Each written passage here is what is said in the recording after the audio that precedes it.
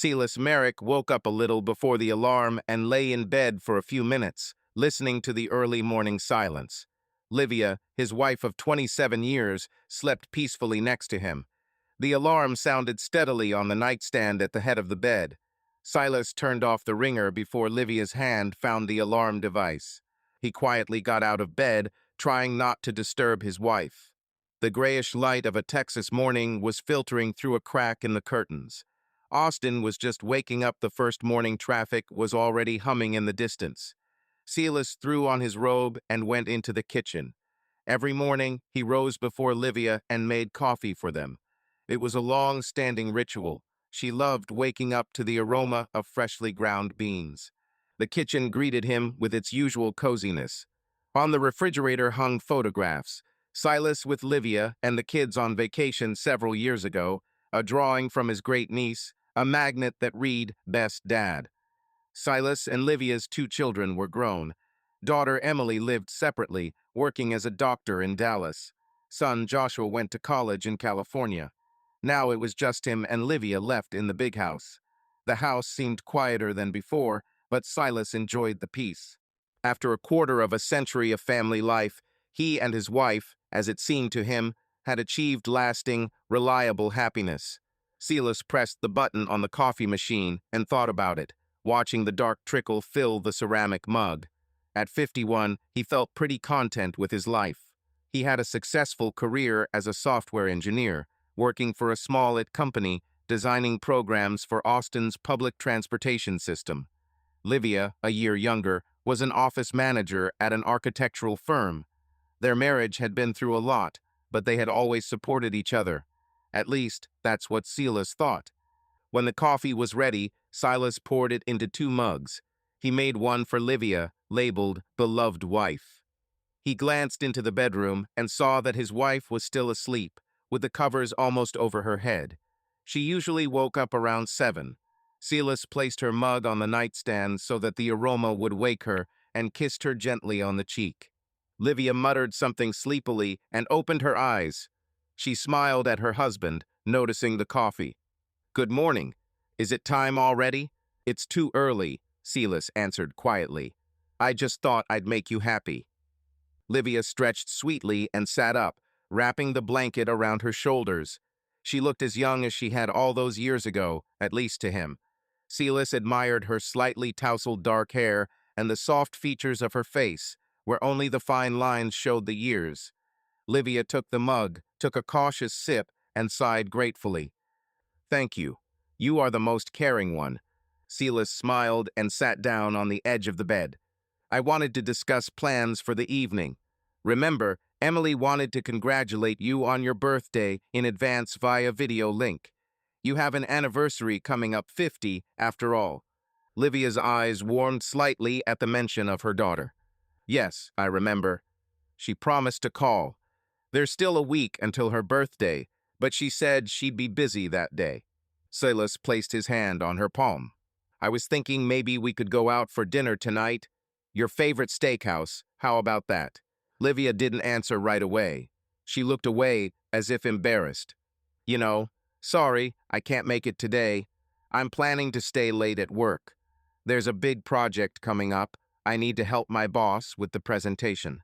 Silas tried to hide his disappointment. He was used to Livia sometimes staying late at the office. She was a responsible employee. However, such delays have become more frequent lately. "Okay, work is work," he said calmly. "Let's celebrate quietly at home tomorrow then." Livia smiled, but somehow tiredly.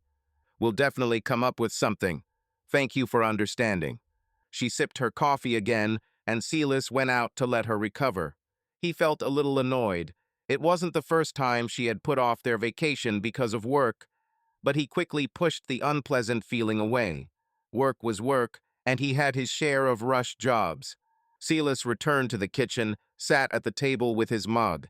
He enjoyed the few minutes of silence as the house slowly came to life. Soon he heard footsteps. Livia headed for the bathroom. Half an hour later, she came downstairs dressed for work. A formal dark blue blouse, a skirt, her hair neatly done. She looked, as always, elegant and professional. Silas toasted her, spread avocado on her, and cooked her some eggs he knew his wife often ran away without breakfast. Eat a little, he suggested softly when Livia appeared in the kitchen. She looked at her watch. Oh, I'm already late, but the sight of warm toast and scrambled eggs made her sit down for at least a minute. Thank you, honey. You take such good care of me. Silas shrugged. Who else? The kids are far away, so I'm your personal chef in the mornings. Livia smiled faintly. She ate quickly, obviously thinking about something else. Silas had noticed that in recent weeks she was more often silent at breakfast, checking her phone or hurrying to leave.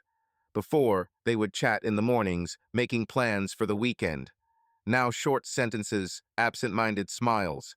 Having finished her coffee, Livia jumped up. That's it, I have to go. Thanks for breakfast. Love you.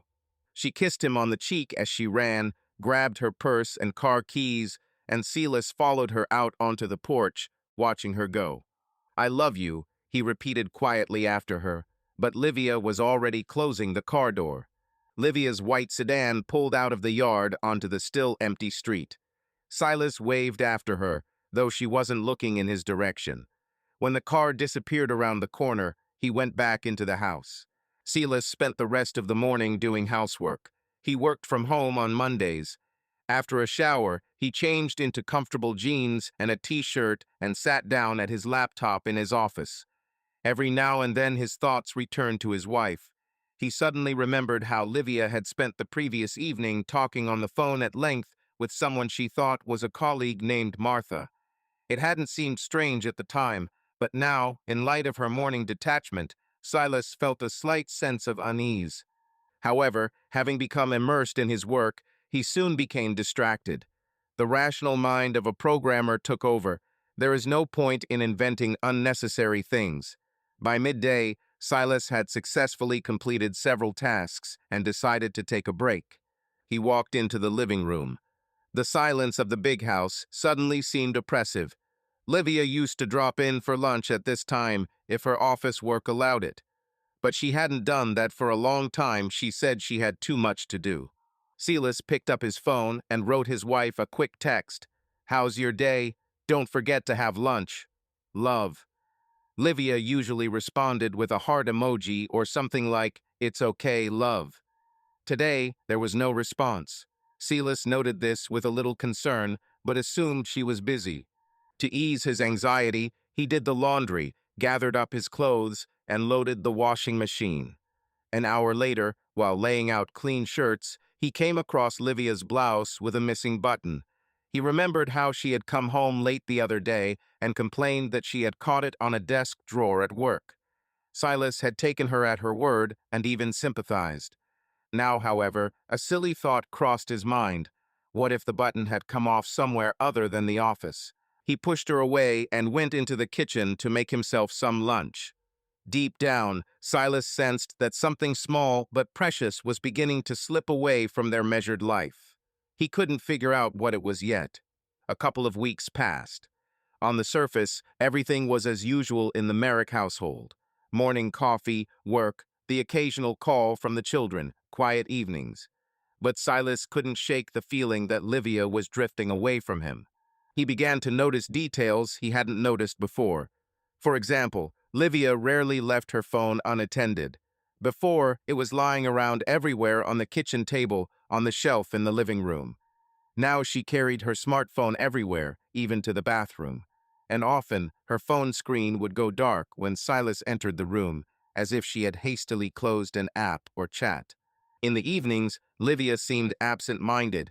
They used to watch TV series together or read side by side, sharing their thoughts. Now she either stayed late at work or came home, said she was tired, and went to bed earlier than usual. Several times, Silas woke up in the middle of the night and did not find his wife by his side. It turned out that Livia had gone down to the kitchen to get a drink of water or was sitting in the living room in the dark. When asked if everything was okay, she answered, "Yeah, I just can't sleep for some reason." One Saturday, they planned to go out of town, to walk along the shore of Lake Travis, as they often did before. But in the morning, Livia said that she urgently needed to go to work. Supposedly, something had gone wrong with the project. The boss asked her to leave. Silas was surprised. It was a day off. But he did not object. He only asked, "Maybe we can have dinner together tonight? I'll cook something since the picnic is canceled." "Go ahead," she said as she walked, getting ready. "Just don't expect me early." He was left alone for the whole day. He tried to occupy himself with work in the garden. He trimmed the bushes, fixed the creaking gate. But anxiety crept into his soul. It was not an obvious panic, but a quiet, oppressive anxiety.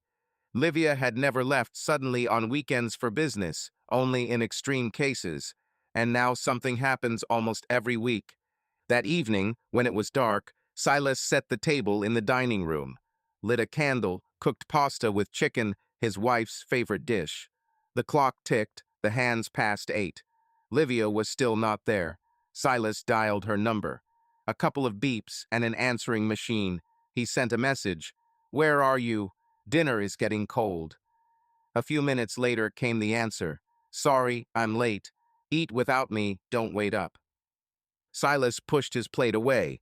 His appetite was gone. He blew out the candle and sat in the living room in front of the television, but he didn't turn it on. He sat in the dark, listening to the ticking of the clock. And suddenly he realized something was wrong. Livia was not just throwing herself into her work. They were hiding the truth from him. He could feel it in his gut. The night conversation did not clarify anything. Livia returned around 10, tired and silent. She only said, "I'm sorry, I know you tried. I'm just swamped with work." Silas replied quietly, "I was worried. You've never been bothered on weekends before. Is everything okay?" Livia smiled nervously. "Yes, of course. It's just a new project. Everyone's on edge. Thank you for worrying." She kissed him on the cheek, somehow coldly, out of habit. She ate cold pasta in the kitchen, refusing her husband's company. "Go and get some sleep, dear. I'll sleep for a little while and then go to bed too." Silas went upstairs, but he couldn't fall asleep for a long time. When Livia finally lay down next to him, he smelled a faint scent of unfamiliar men's perfume. His heart pricked. However, he again told himself that perhaps it was just one of his colleagues passing by in the office. Livia didn't give any explanation, and he didn't ask. He just turned away, hiding the despair that had washed over him. This continued the following week. Livia was often late, barely speaking. She seemed to avoid meeting Silas's eyes. He tried not to push. He cooked dinner for two, hoping for a heart-to-heart talk, but in the end he had to eat dinner alone. Late one evening, when Livia was late again, Silas heard her talking quietly on the street outside the house. He looked out the bedroom window. She was standing by her car, the phone to her ear. The light from the street lamp illuminated her worried face. She spoke softly, but Silas caught a few words. "Not now, later," I said later. A minute later, Livia came into the house. Silas hurried back to bed and pretended to be sleepy. His wife looked into the bedroom. "Are you awake?" The voice is tense. "I was waiting for you," he answered honestly, rising. "Is everything okay?" "Yes, of course, everything is fine," Livia answered too hastily. "Martha just called in the parking lot about work. Sorry, I woke you up." Silas nodded silently. A lump of suspicion was growing in his chest. He hadn't heard the entire conversation, but he was almost certain it hadn't been about work. And it hadn't been Martha calling. Why was Livia lying? He gently put his arm around his wife's shoulders, wanting her to relax. "Don't fall over yourself. Maybe you should take a day off tomorrow. You'll get some proper sleep." But Livia withdrew. "I can't. Stop. Everything is fine." She went into the bathroom, leaving Silas confused. For the first time in years, he felt a distance between them, as if an invisible wall had gone up. Silas barely slept that night. His wife lay beside him, but he had never felt such distance. Something was gnawing at her insides, and she wouldn't share it with him. Later that morning, when Silas finally fell into an uneasy slumber, he dreamed that he was running through a maze of office corridors, calling for Livia, who kept disappearing around corners. He woke up in a cold sweat, determined to find out what was going on. Silas's resolve to sort this out grew stronger the next day. In the morning, Livia left for work earlier than usual, citing an unscheduled meeting. Silas headed to his office. He had company meetings on Tuesdays. Before leaving, he looked in the wastebasket in Livia's office, looking for the brochure she had mentioned. He didn't find it, but his eye caught a bank statement thrown into the wastebasket. Silas automatically unfolded the folded sheet. It was Livia's credit card bill. He was about to put the paper aside, considering it personal. But several lines caught his attention. Among the usual expenses for food and gasoline, the amount spent 2 weeks ago in a restaurant stood out. Violet Crown, one of Austin's most expensive steakhouses.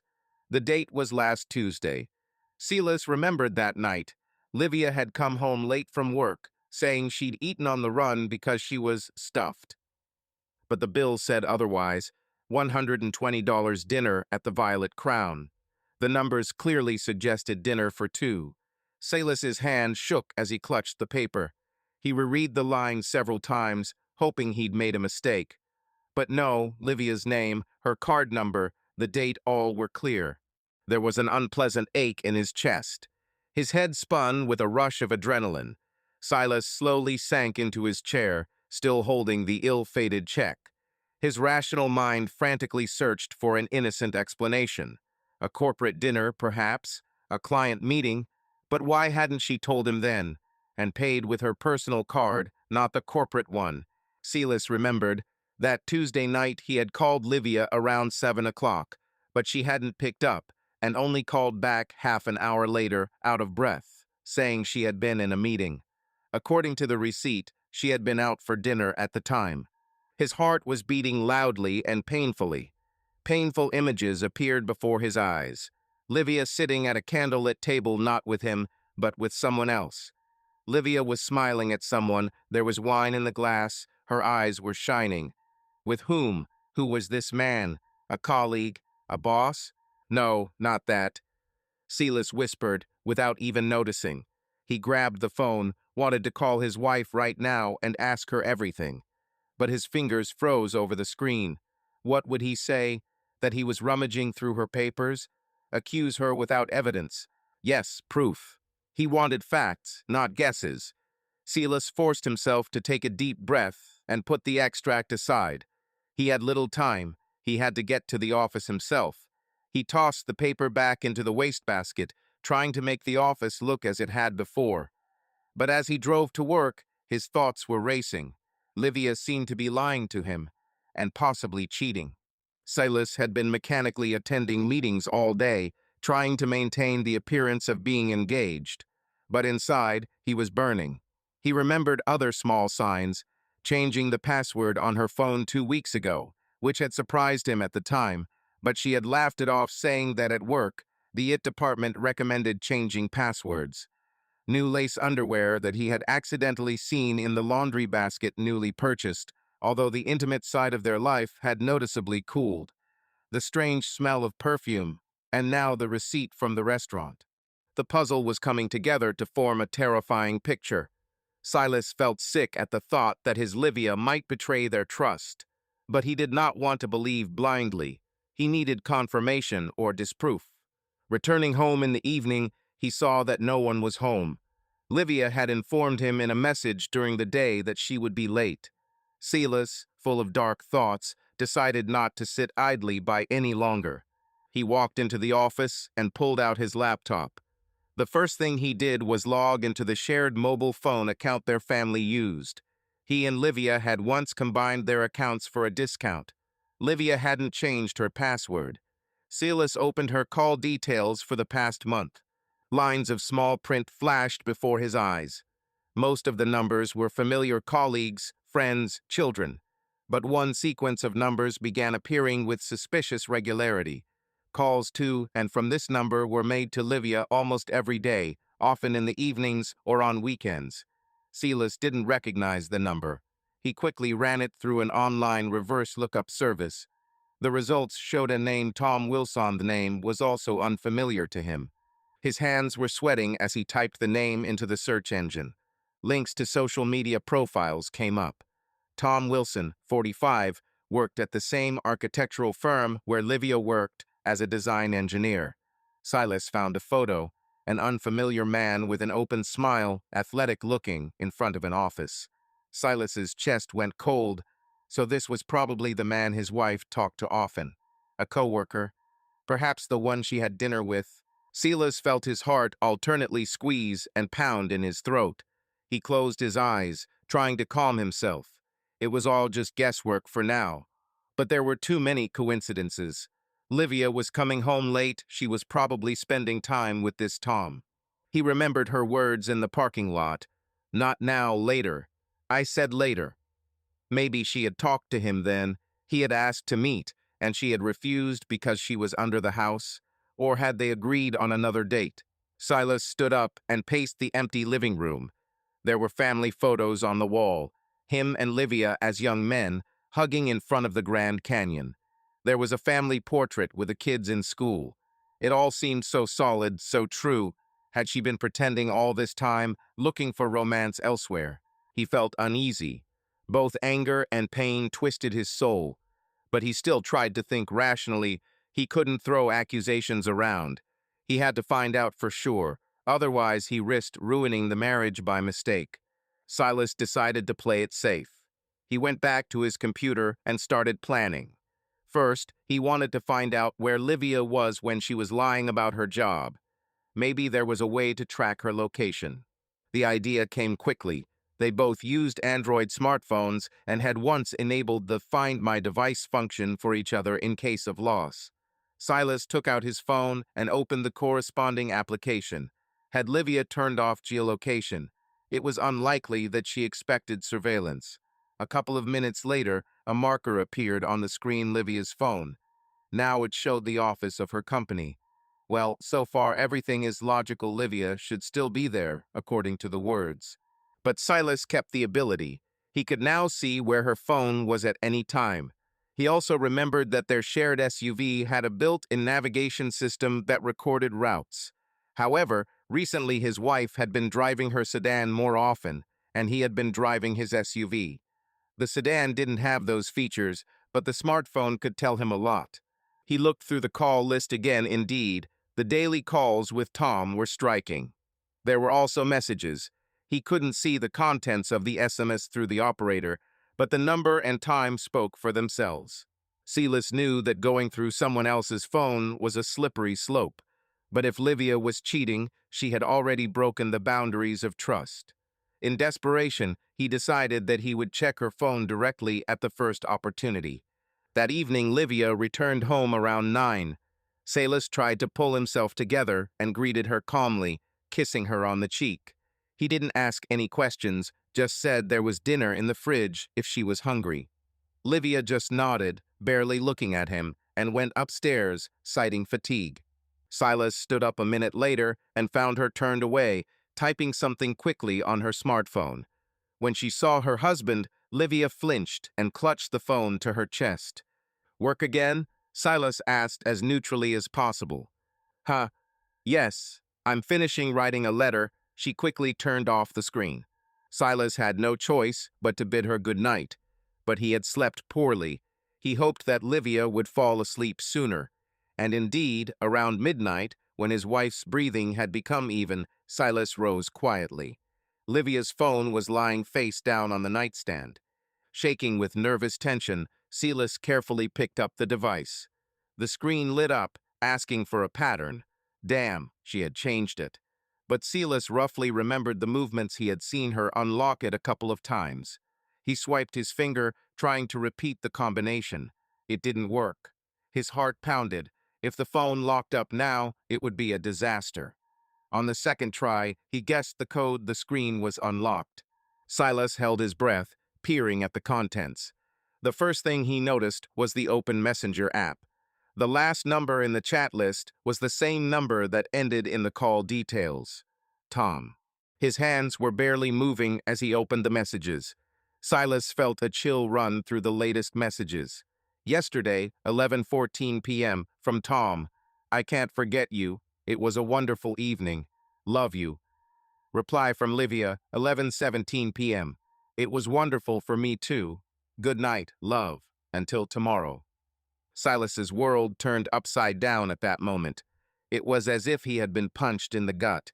He stood in a dark bedroom, lit only by the dim light of the screen, and everything inside him was collapsing. There it was, the confirmation in two short sentences. Livia calls another man beloved.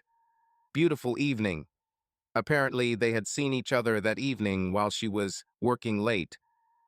Beside her, Livia slept quietly, unaware that her secret had been revealed. Silas looked at her, not recognizing her. There was a lump in his throat, his eyes were burning, but he did not give himself away with a sound. He took screenshots of the correspondence, sent them to his phone, and then just as carefully put the device back. He spent the rest of the night in his office, staring into space. Pain, anger, humiliation all mixed up. He wanted to wake her up and demand an explanation immediately. But what would that give? A scandal, hysteria? No, he would do otherwise. He would collect as much evidence as possible so that she could not get out of it, and only then would he expose her. Silas felt both drained and trapped, but his head was strangely clear. It was as if he'd switched into logic mode, like he would at work when solving a difficult problem. There's a problem, and he needs a strategy. By morning, he had already outlined a plan of action. In the morning, Livia didn't suspect anything. Silas even managed to smile at her while he was making coffee and kiss her as usual. Inside, everything was boiling, but he kept the mask. He decided not to show a drop of what he knew. When his wife left, Silas set about implementing his plan. The first thing he did was forward a copy of all the data from Livia's phone to his computer. That night, having come out of his stupor, he installed a spy app on her smartphone. Fortunately, he knew how to do this using open access while her phone was unlocked. Now he could see her SMS, call log, and even her location in real time from his laptop. This gave him a serious advantage. He knew he was invading someone's privacy, but after what he had read that night, there was little that could stop him. The marriage as he knew it had ended the moment the words, "I love you," had surfaced that weren't addressed to him. Now all that was left was to figure out exactly how many lies there had been. That afternoon, Livia sent the usual routine message, "Having lunch on the go, all good." Silas, with a bitter smile, checked through the system. Her phone at that time was in a park not far from the office. Probably meeting with Tom, he guessed.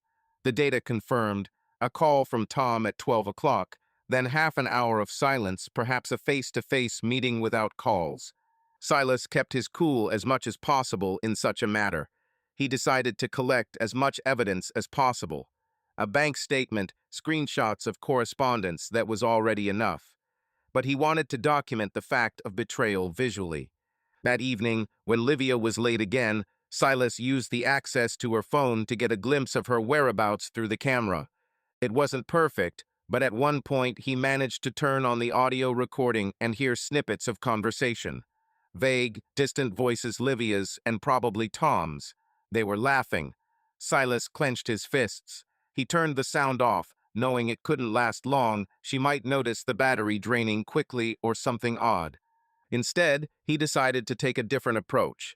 He called a friend, a private investigator he had worked with while conducting background checks for the company. The detective agreed to meet. Silas didn't give out any details over the phone, only hinted that he needed help with surveillance. The next day, they met in a cafe. The detective, an elderly man named Brian, listened attentively to Silas. He honestly told her that he suspected his wife of infidelity and wanted proof. Brian nodded understandingly. "This is a difficult matter, friend. Are you sure you want to know the truth to the end?" Silas gripped his coffee cup so tightly that his knuckles turned white. "I already know enough. I need confirmation so that I can sleep peacefully later, and so that she doesn't have a chance to deny it." The detective agreed to help for a reasonable fee. He offered to follow Livia, follow her route after work, take photos if she met her lover. Silas agreed. It was painful for him to think about all this, but it was as if some outside observer was controlling him. He looked at the situation almost detachedly, as a task that had to be completed. Over the course of several days, Brian sent him reports. One evening, photos of Livia leaving the office and getting into Tom Wilson's car. Another, them entering the Violet Crown restaurant together. In the picture, Livia is wearing the navy dress she wore to work, with Tom holding her gently by the waist. Another, outside his car after dinner, they are kissing. Silas felt his insides go numb as he stared at the images on the screen. He wanted to smash the monitor, but he suppressed the rage. The evidence was there. The pain was inevitable, but he had chosen to know. Brian acted quickly. The next day, he set up a hidden camera near the Merrick's front door in case the lover ever stopped by. Silas thanked him for the initiative. He would have thought of it himself, but he was glad to have the professional's support. They agreed. The detective would continue surveillance for another week. That should be enough. Livia suspected nothing. Silas still kept his face expressionless, although it was becoming increasingly difficult for him to even look her in the eye. Livia, absorbed in her affair, seemed to notice little of her husband's condition. She flitted about the house in the mornings, half listening, and was almost absent in the evenings. Only occasionally did Silas catch a shadow of worry on her face, perhaps remorse or fear that he would find out. But as soon as he started talking, she closed herself off. She was tired. Let's talk later. Finally, the day came that turned everything upside down. Brian reported that Tom and Livia seemed to have a meeting after work. The next day, he heard them talking through a directional microphone. Silas decided that tomorrow was the time to act. He didn't know what he would do, break off the relationship immediately or give her a chance to confess herself. Part of him, despite everything, still hoped to hear remorse from her and a willingness to fix everything. But another part of him knew that he would not be able to forgive. Silas barely slept that night. He lay next to Livia, who had fallen asleep quickly after lying the night before about having a long meeting the following day. Silas knew that by meeting, she meant her date with Tom. He clutched his phone in his pocket, where the notifications from the spy app were coming in. He saw their text messages. "Do we have an hour after work tomorrow?" Tom asked. "Yes, I really want to see you," Livia replied. Silas's heart ached as he read it, but he pressed on. He decided to strike when he was ready. The next day, after making sure Livia had left for work, Silas left the house too, even though he had taken the day off from work. He had more important things to do. He met Brian at a designated location near Livia's office. The detective handed him an earpiece connected to a directional microphone receiver. Brian stayed in his car with the equipment, and Silas sat in his car in the parking lot nearby, overlooking the building's entrance. Around 6 o'clock in the evening, he saw Livia leaving the office. His heart sank. His wife was clearly not going home. Instead of the usual tiredness, there was a slight smile on her face and a hasty gait. She walked to the parking lot and suddenly froze, taking out her phone. Silas heard her voice in the earpiece. "Yes, I'm already down. And where are you?" "Ah, I see." Out of the corner of his eye, he saw a car pull up, a dark gray sedan, the same one Tom owned. Livia glanced back, hurried over, and slid into the passenger seat. Silas's grip on the steering wheel was tight. He fought the urge to rush over there, to drag her out of the car. But he pulled himself together. He would let them play their game to the end today. A few minutes later, Brian radioed that he was following them. Silas started the engine and drove away. They weren't headed to a restaurant or a park. Tom's car turned into a quiet residential area about 5 miles from downtown. Brian radioed. They stopped at 128 Laurel Street, apparently this guy's house. Silas felt a lump in his throat, so she went to his house. He parked far away to avoid being seen. It was getting dark. Brian recorded the events through cameras and a microphone. Livia and Tom entered the house, hugging each other at the door. The detective stayed outside, but he had another trick, a small drone that he could fly to the window. Silas gave the go-ahead, even though it seemed crazy. But Tom had a light on upstairs, and Brian assumed that was the bedroom. From his car, Silas watched on his tablet as the drone's shaky camera flew to the window. Part of the room was visible through the loosely drawn curtains.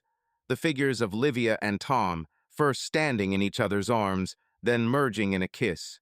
Silas turned away, holding back tears of rage. A little more, and he saw Livia unbuttoning Tom's shirt herself. That was enough.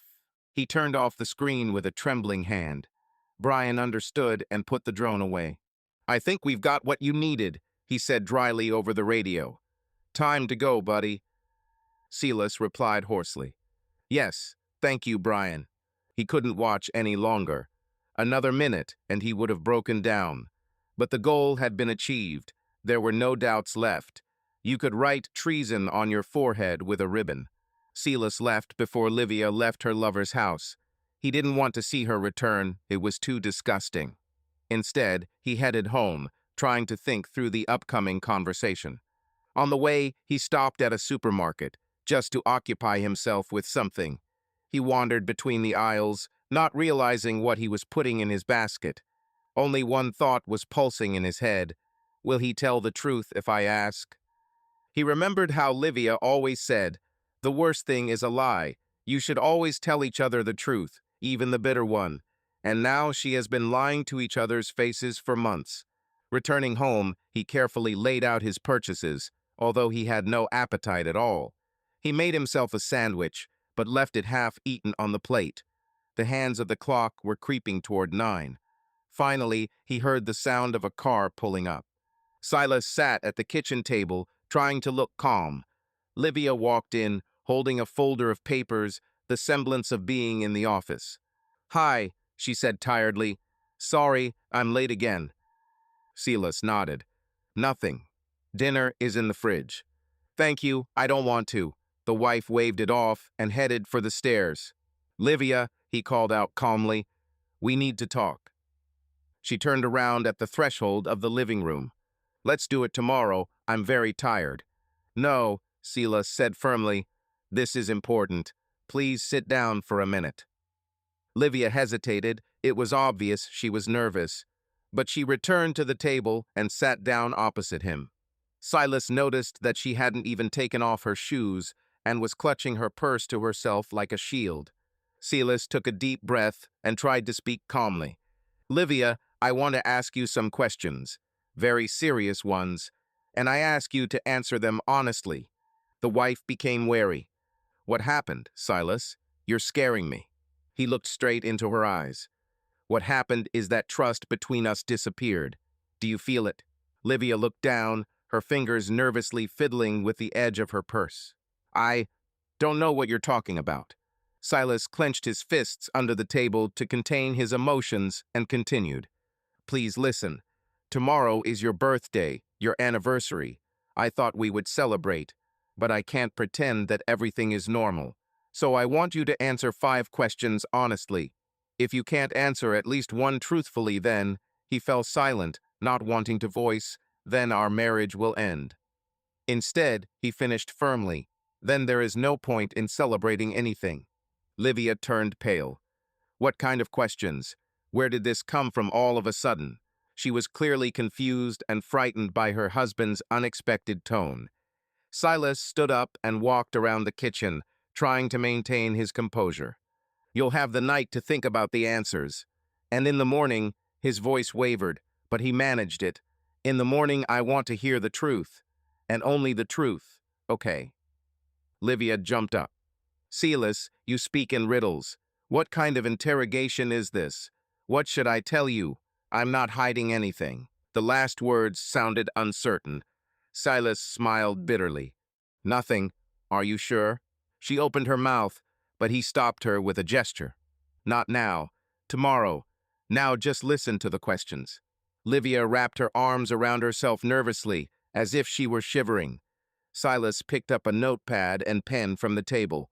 He had written out these points in advance, so as not to get confused. He carefully wrote out the numbers from 1 to 5, formulating them out loud. "First, do you want to divorce me? Second, do you have another man? Third, how many times were—" He hesitated, but continued firmly. "How many times did you cheat on me? Fourth, do you want to save our marriage, but without the lies? And fifth, why should I trust you again after everything?" Each question seemed to hit Livia in the face like a slap. She blushed, then turned pale. Her eyes widened in horror. Silas, why are you? Why are you even asking such a thing? His voice broke. Do you think I'm cheating on you? Her voice was hoarse on the last word. Silas was silent, staring. He did not want to make accusations. Better for her to confess herself, if she could. Livia clutched the back of her chair, clearly dizzy. She tried to say something else, but only breathed out. This, this is ridiculous. Ridiculous? He asked coldly. Then I think it won't be difficult to answer honestly. They stood opposite each other. The kitchen table was between them, like a border. Silas did not recognize his wife. Usually, Livia knew how to act confidently, calmly. Now in front of him was a confused, frightened woman. Finally, Livia squeezed out. Do you have a reason to ask such questions? Silas looked away. There are reasons, but I want to hear everything from you. Tomorrow morning. Livia shook her head nervously. It's not my fault, she muttered.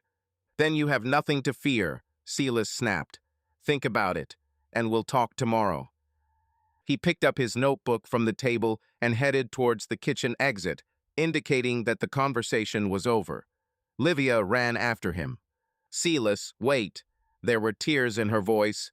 Don't keep me in suspense. Tell me now, what do you want to hear? He turned around at the threshold. I want to hear the truth, Livia. The whole truth, if you have it. And without waiting for an answer, he left. He went upstairs to the office and closed the door tightly, leaving her alone in the kitchen. Livia slowly sank into a chair. She was shaking all over. Terrible guesses flashed through her head. Where could Silas? Why was he suddenly talking about divorce? Did he know something? But what? She had always been careful. She remembered the recent evening with Tom, how she had disconnected Silas's calls. Had her husband suspected? But how would he know about Tom? They had hidden so carefully meetings at a motel or at Tom's house. A couple of times Tom had picked her up during the day. Livia had never brought her lover to their own house. She was afraid. Only once, when Silas had gone to a conference, Tom had come in for a few minutes to get some documents. But then, Livia felt cold. Then Silas had returned unexpectedly early, and Tom had miraculously managed to escape through the back door. Had her husband noticed something then? Livia covered her face with her hands in panic. Another man, she repeated to herself. So he really thought she had a lover. What should she do? Tell the truth? That would be it. Silas would never forgive her. She knew his principles. What if she lied? He clearly suspected something. The lights went out in the kitchen. Silas had flicked the switch from the hallway, signaling that the conversation was over. Livia shuddered in the darkness. She gathered her bag and went upstairs. The bedroom was empty. Silas had no intention of sleeping next to her, obviously. She saw a sliver of light under his study door. For a moment she wanted to knock, to try to explain everything now. But what was there to explain? That nothing happened. He wouldn't believe her if he was already asking such questions. Livia changed into her pajamas and went to bed. The room felt cold and strange without her husband's usual presence. Tears streamed down her cheeks, and she sobbed quietly into her pillow, trying not to give herself away. She was scared to the point of shaking. Tomorrow, perhaps, her fate will be decided. Without hearing Silas leave the office, she fell into a restless, uneasy sleep toward morning. Silas sat in his office, listening to his wife's quiet sobs through the wall. Each sob was like a knife cutting into his heart. He wanted to rush in, hug her, comfort her. But he forced himself to sit still. It was too late for comfort. The evidence lay spread out on the table in front of him. The photos Brian had sent, a copy of the bank statement, call logs, screenshots of the conversations, and the flash drive with the video. Silas fingered it all, trying to dull the pain with facts. Here, Livia kissing Tom outside the restaurant. Here, holding hands in the park. Here, the receipt for the dinner where she lied about working. Lies, lies, lies. He played the video on his laptop without sound. It showed footage from the front door of their house, dated a week earlier. Silas watched as Livia walked into the frame in the middle of the day, looked around, and then led Tom by the hand over the threshold. His heart sank. This was in his house, on his property. He had been at work that day, and he assumed Livia would be too. And she...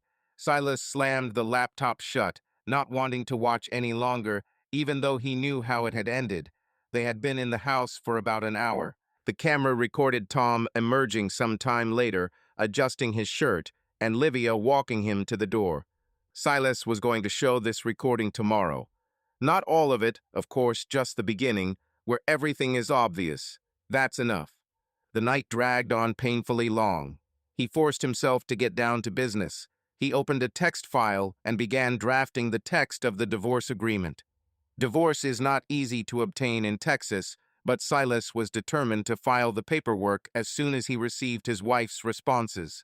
He even found a website with a sample divorce petition and began filling out the template with his details. It was cruel to prepare for a divorce on the eve of her anniversary, but what could he do? What kind of celebration was this? By 4 in the morning, all the papers were printed. Silas signed his part, no longer feeling his arms or legs from fatigue and nervous exhaustion. He carefully put the documents in a folder. In the silence that followed, he suddenly realized that the sobbing behind the wall had died down. Livia had apparently fallen asleep. Good. Let her at least find peace before the storm in her sleep. He himself did not even try to lie down. He knew that there would be no sleep. He took a photograph from the table he and Livia 10 years ago on the seashore, happy, hugging. How much they had been through together. He brushed away a tear. No matter how hard he tried to hold on, his soul ached unbearably. But the decision had been made. At dawn, Silas stepped outside. The cold morning air hit him in the face. He stood there, watching the sky in the east turn orange. A new day. Today was Livia's 50th birthday. Instead of a present, she was exposed. He felt bitterness at the thought. His phone vibrated in his pocket. It was his daughter, Emily, sending a voice greeting to her mother, probably knowing that she would not be able to get through early. On a normal day, Silas would happily go wake his wife with congratulations. But today, he turned off the notification sound. Back in the house, Silas brewed a stronger cup of coffee. He had everything ready, as usual, 2 mugs. But this time, he didn't set the table for breakfast. No one would have an appetite. He simply sat down at the table with a cup and waited for Livia to wake up. The clock showed 7:30 when his wife appeared at the kitchen door. She looked exhausted. Her eyes were red. There were dark circles under them. She probably hadn't slept much. Livia was still in her pajamas, with a cardigan thrown over them. Her usually well-groomed hair was disheveled. She was clearly anxious. Seeing Silas, she stopped at the threshold. "You didn't sleep all night?" she asked quietly. He shrugged. Practically. Livia came closer and sat down on the chair opposite him. They were silent for a while. Silas looked at his wife, trying to figure out if she regretted what she had done, or if she was just afraid of being exposed. She lowered her eyes, avoiding his gaze. "Should I make some coffee?" he finally asked casually. Livia shook her head. "No need. I feel bad somehow." Silas nodded, his heart aching with pity.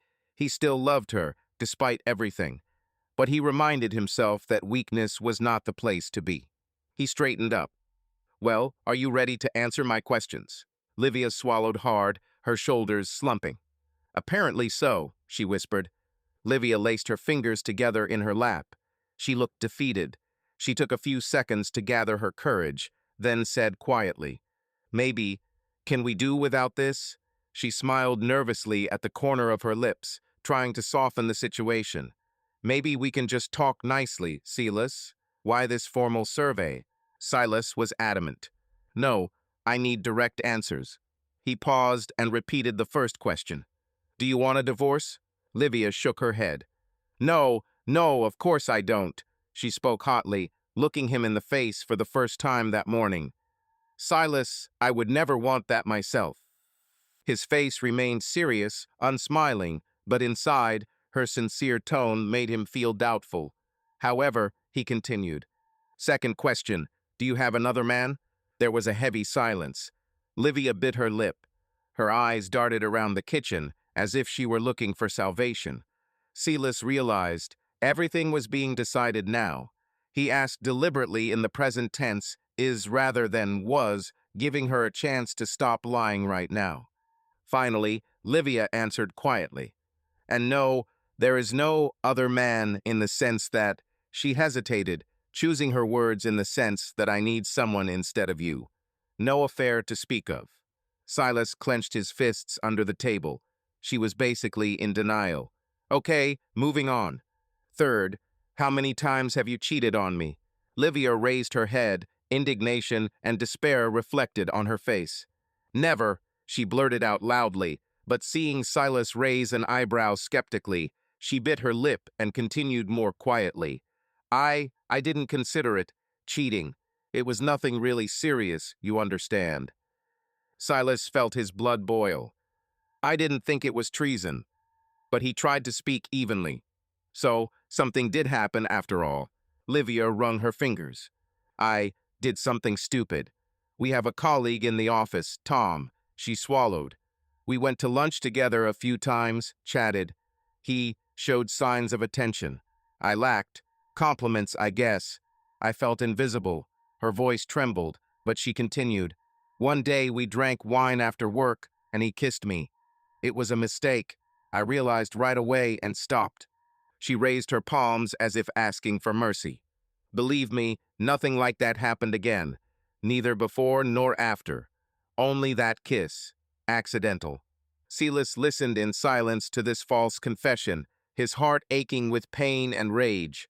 She was still trying to save herself with lies, admitting only a small part. Okay, he finally managed to say. So, in your opinion, there was no betrayal, just a stupid, innocent kiss. He forced himself to ask the fourth question. Do you want to save our marriage, but without the lies? Are you ready for this? Livia gasped desperately, grasping for this chance. Yes, I want to save it. Silas, we have a family, children. 27 years together. I know I made a mistake, I did something terrible, but it didn't really ruin anything between us. She leaned forward, trying to reach him. I only love you. Tom, he means nothing to me, honestly. It was a momentary blackout. Everything piled up. Age, fatigue, routine. And then he said beautiful words, so I. She dropped her head, whispering, and lost my head for a while. But I realized that I love only you. That's why I broke it all off. Silas smiled bitterly. Broke it. When did you manage to break it, if, according to you, nothing happened? Livia stopped short, caught in the contradiction. She blinked in confusion, and the first tear rolled down her cheek. I'm sorry. I'm confused, she sobbed. You see, I'm ashamed to death. I don't know how to ask for forgiveness, but I'm ready for anything, really. Just don't leave me. The last question hung in the air. Silas said it quietly, almost hissing. And why do you think I should trust you now? Livia covered her face with trembling hands. I don't know, she squeezed out through her tears. I have no excuses. Only my love for you and our many years together. I probably don't deserve forgiveness, but, she sighed loudly, I will prove every day that I am worthy of being your wife. I will quit my job, delete all contacts, whatever you want. Just give me a chance, darling. She tried to reach out and touch her husband's hand, but Silas pulled away as if her fingers were coals. His eyes were dark now with anger he could no longer contain. Livia knew her pleas were falling on deaf ears. Silas, please, she sobbed. He was silent. Everything inside him screamed, lies, she's lying to your face even now. Maybe for the sake of preserving the family out of fear, but she's lying. Silas looked down at the table. His hands were shaking, but not from grief, but from the rage boiling in his chest. So, he said slowly, enunciating the words clearly, you don't think it was anything serious, just a stupid, innocent kiss? Livia nodded, wiping her tears. Yes, that's all. And I stopped right away, told him I was wrong, and that's it. Nothing more. I see, Silas said coldly. He got up from the table and went into the living room. He returned a minute later with a laptop. Livia frowned, looking at his face. What? What are you going to do? Silas placed the laptop on the table between them, facing his wife. He pressed the space bar, launching a pre-prepared video. The screen showed a hidden camera image of their own hallway. Livia saw herself unlocking the front door. Tom was standing behind her, holding her by the waist. On screen, Silas was absent. He was at work. The timestamp was mid-afternoon, a few days ago. Livia watched, her mouth agape, as she was filmed letting her lover into the house, looking back and kissing Tom on the lips right at the door. The footage was clear. Silas paused the video as the couple in the footage disappeared into the depths of the house, clearly infatuated with each other. A ringing silence fell over the kitchen. Livia froze, covering her mouth with her hand. Her eyes widened in horror. What? She said with just her lips, although everything was clear. Silas asked in a barely audible voice. This also didn't happen. This is also nothing serious. Livia began to sob and shake all over. God, she grabbed her head. Forgive me, forgive me. She was torn between despair and shame. She tried to stand up, but her legs gave way and she sank back into the chair. You keep looking. Where? She couldn't put two words together. Silas didn't turn off the video. The frozen image of the kiss spoke for itself. He said in a colorless voice, I have this video and much more. Photos of your meetings, account statements. I also have your correspondence. Do you want to read it? Livia shook her head, sobbing. No need. I know everything, Livia. The whole truth. Silas felt his voice shake. I gave you a chance to tell me yourself. Your last chance, and you blew it. Livia suddenly fell to her knees right on the kitchen floor. Forgive me. She stretched out her hands to him in supplication. Forgive me, Silas. I lied because I was afraid. I was afraid of losing you. She sobbed uncontrollably, her words drowned in sobs. It was terrible of me. It's all my fault. But believe me, I really love you, not him. What happened was a mistake. A big, unforgivable mistake. I will never forgive myself for it. She crawled closer on her knees, trying to hug his legs. Silas instinctively retreated, shocked by this sight. Never had he seen his wife in such a humiliated state. A part of his soul screamed that he was also responsible. Maybe he didn't give her enough attention, warmth, since his wife was looking for someone else. But he dismissed this thought. There was no excuse for deception. Stand up, he said dryly. Don't humiliate yourself. Livia rose, sobbing, leaning against the edge of the table. I'll do anything, just don't go, she sobbed. Please, children, what are we going to tell the children? They've always respected us. At the mention of children, Silas smiled bitterly. Yes, what are we going to tell them? That their mother brought a man into the house for months while their father was working. That she lied to everyone. Livia shook her head. No. They don't need to know anything, I beg you. This is just between us. Yeah, Silas slammed the laptop shut and set it aside. Between us, between a husband and wife, where one trusted and the other betrayed. His calm began to crack. Feelings burst out. How could you, Livia? He exclaimed with painful bitterness. Our house. You brought him into our house, into our bed too, right? Livia shook her head, crying. No, not in bed. We're just in the living room. She stopped, realizing that she had confessed too much. But it didn't matter anymore. Only in the living room, Silas mimicked with a bitter laugh. Well, thanks for sparing the marital bed. Livia covered her face. I don't know what came over me. Silas, believe me, it wasn't like I was there. Silas looked at her, full of pain. It was you. My wife, the mother of our children, cheated on me and lied to my face every day. He exhaled, trying to pull himself together. Livia was swaying, holding on to the back of the chair, tears flowing continuously. I'm ready for any punishment, she whispered. Just give me a chance to atone, I beg you. Silas looked at the broken woman before him and felt no joy in his victory in this revelation, only emptiness. He took a few steps towards the exit. So then, his voice sounded tired. You'll get what you deserve. Livia looked up at him warily. Silas went into the hallway. A minute later, he returned with a folder he had prepared in advance. Livia's heart sank. Silas handed her the folder. Here are the documents. The divorce application. I filled it all out and signed it. Livia gasped, dropping the folder on the floor as if she had been burned. And no, she whispered, her eyes wide. Not that, Silas, please. He bent down, picked up the fallen papers, and thrust them into her hands more carefully. Read it, and sign it. If not now, then later. You have until the end of the week.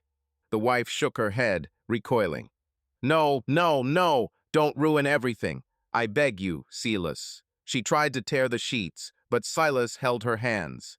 Don't even think about it, he said quietly but sharply. It won't change anything. And he added more softly, It's over, Livia.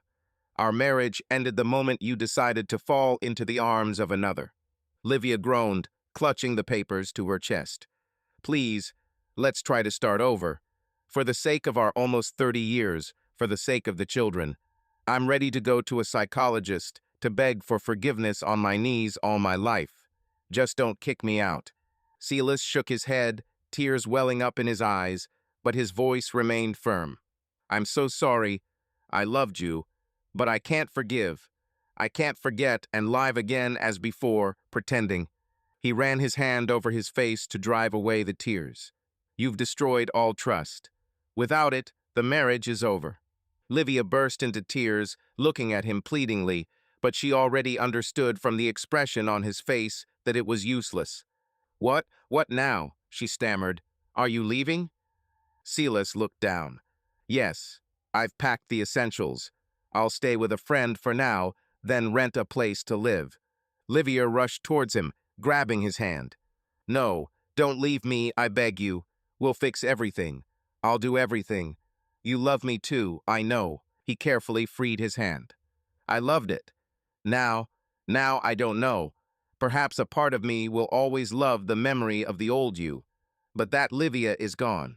Livia began to sob again, and Silas, gathering his last strength, said, I'll come by in a few days to discuss the details. For now, I need to be alone. He turned and walked out of the kitchen, heading for the hallway, with Livia running after him. Silas's duffel bag was in the hallway. He had prepared it in advance. Livia stood between him and the door. Silas, don't go. Today is my birthday. She said suddenly quietly, as if that could stop him. Silas smiled bitterly. I know. I'm sorry, but I can't give you a better gift than honesty. You're a year older and, I hope, wiser from the experience of how stupidly you ruined everything. Livia burst into tears, falling to the floor in the hallway. Don't leave me, I beg you. But Silas had already opened the front door. He paused on the threshold for a second, looked back. The image of a lifetime, his wife collapsed from grief, and their cozy home where they were happy now all this is behind them. Goodbye, Livia, he said quietly, and stepped over the threshold. The door slammed behind him, cutting off the sound of her crying. Silas got into the car and sat there for a few minutes, his forehead on the steering wheel. His hands were shaking, his ears were pounding. He had done it. He was gone. It should have been easier, the truth was out. No need to pretend anymore. But it wasn't. He heard Livia screaming in the house. The muffled sounds of her calling him, sobbing, came through the closed windows. Silas took a shuddering breath, started the engine, and drove away before he could break down and come back. The streets were deserted in the early morning hours. The sun had already risen, promising a hot day. Silas drove wherever his eyes looked, trying not to think about anything. But thoughts came of their own accord. Images of betrayal, Livia's tears, his own voice, coldly dictating questions to her. Could it be that he, Silas, had arranged all this, as if another person was acting inside him? He turned on the radio to drown out the voice in his head. The cheerful music only irritated him, so he turned it off immediately. About 20 minutes later, Silas came to his senses. He was driving on the highway outside the city. Unconsciously, he chose the direction of Lake Travis, where they had never gone that day. The irony. He pulled over. His heart sank from emptiness. He wanted to scream in pain, but instead he slammed his fist on the steering wheel. Once, twice. Finally, the wave that had rolled in subsided a little. Silas wiped his sweaty forehead. He needed to pull himself together, decide where to go next. He had no clear plan, no desire to talk to anyone. The friend he was going to see lived in the Austin neighborhood. But right now, Silas wasn't ready for anyone's sympathy. He pulled out his phone. A few missed calls, all from Livia, and a dozen text messages. "I'm sorry, please come back, let's talk." The last one, "I'll wait for you at home, please." Silas turned off the sound. The thought of her alone in their house, crying, brought tears to his eyes again. He had loved her, damn it, more than life itself. He still loved her, probably, but the pain of betrayal was greater. He wrote a short message to his son Joshua. "Hi, how are you?" At least some thread of normal life. He didn't answer right away. "Hi, Dad. Everything is okay, preparing for the lecture. Sent Mom's e-card. How are you?" Silas smiled wryly. "How are you?" His son didn't yet know that everything had changed. He didn't explain anything in response. He simply wrote, "Good luck with your studies. We'll call in a few days. Love you." There was still the daughter. Emily had probably written congratulations to her mother, too. Perhaps she had already called. He decided that he would talk to the children in person later, not on the phone. But he had to prepare. Silas turned around and drove back to town. He remembered that he had promised Brian to pay him back. The detective had sent him a text message that morning. "How are you? If you need any help, please contact me." Silas thanked him briefly and transferred the rest of his fee and bonus to the account. After an hour of wandering the streets, he finally made his way to the house of his old friend Mark. Mark knew that Silas was in trouble, although he didn't know the details. Silas had asked him to stay with him for a while the day before, and Mark had agreed without asking any questions. Mark lived alone, divorced about 5 years ago. Silas remembered how he had supported him then, urged him to hold on. Now the roles were reversed. He parked at a low apartment complex and, taking his bag, went up to the second floor. Mark was already waiting, with the door slightly open. "Hi," he said quietly, letting Silas in. "I just made some coffee." There was genuine concern in his friend's eyes. Mark hugged Silas tightly. Silas awkwardly patted him on the back, trying not to burst into tears again. They went into the kitchen. The cozy atmosphere of the stranger's apartment brought on sadness. Silas realized that he was now a guest in someone else's house, and not the master of his own. "How are you?" Mark asked, placing a mug in front of him. Silas sank into a chair, hanging his head. "We're getting divorced." Mark exhaled quietly. "Damn, so it all really worked out." Silas nodded, taking a sip of coffee. The bitter taste burned the roof of his mouth, but it was a good thing, a distraction. "Thank you for taking me in," he said dully. "I hope it's not for long. As soon as I find an apartment." "Oh, come on, live as long as you need." Mark waved his hand. "You're like a brother to me. I'll even have someone to talk to in the evenings." Silas tried to smile. He suddenly remembered all those times when he, listening to other people's problems, was glad that everything was fine in his family. How wrong he was. "Will you tell me?" the friend asked cautiously. "If you want to talk it out." Silas twirled his mug thoughtfully. "Later, I guess. I'm not ready to chew on it again yet." He looked up. "Mark, how did you cope then, with that pain?" Mark sat down opposite. "It wasn't easy. I couldn't believe it for a long time. I was angry, I drank. You remember, you pulled me out of my binge." He smiled sadly. "But over time, it stopped hurting. I found a new meaning. I worked. I started spending more time with my son." Silas nodded. He had children too. Yes, it was worth holding on for them. "I was furious this morning," he admitted quietly. "I yelled at her, even though I tried to be calm. She begged me to forgive her. And I He fell silent, shaking his head. "Don't blame yourself," Mark said firmly. "You did what you could. Not everyone would have been able to gather evidence so calmly." Silas chuckled sourly. She just wouldn't have confessed otherwise. She denied everything until the very end. He took out his phone. "Now I need to tell the children. I don't even know how to start." Mark thought for a moment. "Maybe in person. Emily is in Dallas, far away. Although we could go on the weekend." Silas sighed. "Yes, Emily personally for sure. And Joshua. Maybe we should wait until the holidays so as not to disrupt our studies. But that's another 6 months. I don't want to lie to them either." Mark put his hand on his shoulder. "Say that you have difficulties and you will live separately. Details can be given later. They are adults. They will understand." Silas closed his eyes. "I never thought it would affect us. I thought we were a strong family." Mark shook his head sadly. "Nobody thinks." Silas spent several hours at his friend's, aimlessly flipping through TV channels, trying to distract himself. Mark went to work, leaving him with his keys and instructions to go for a walk. But Silas didn't want to see anyone. He was lost in thought about what would happen next. Divorce, division of property, the house would most likely remain Livia's, let her live. That house was like a stranger to him now. He was not in financial need. His salary was good. He had savings. That didn't bother him. What tormented him most was how to live without his usual family. One habit to write Livia a funny message during the day, to discuss the news in the evening. How to go to bed in an empty bed. He stared at the ceiling, feeling a panic attack.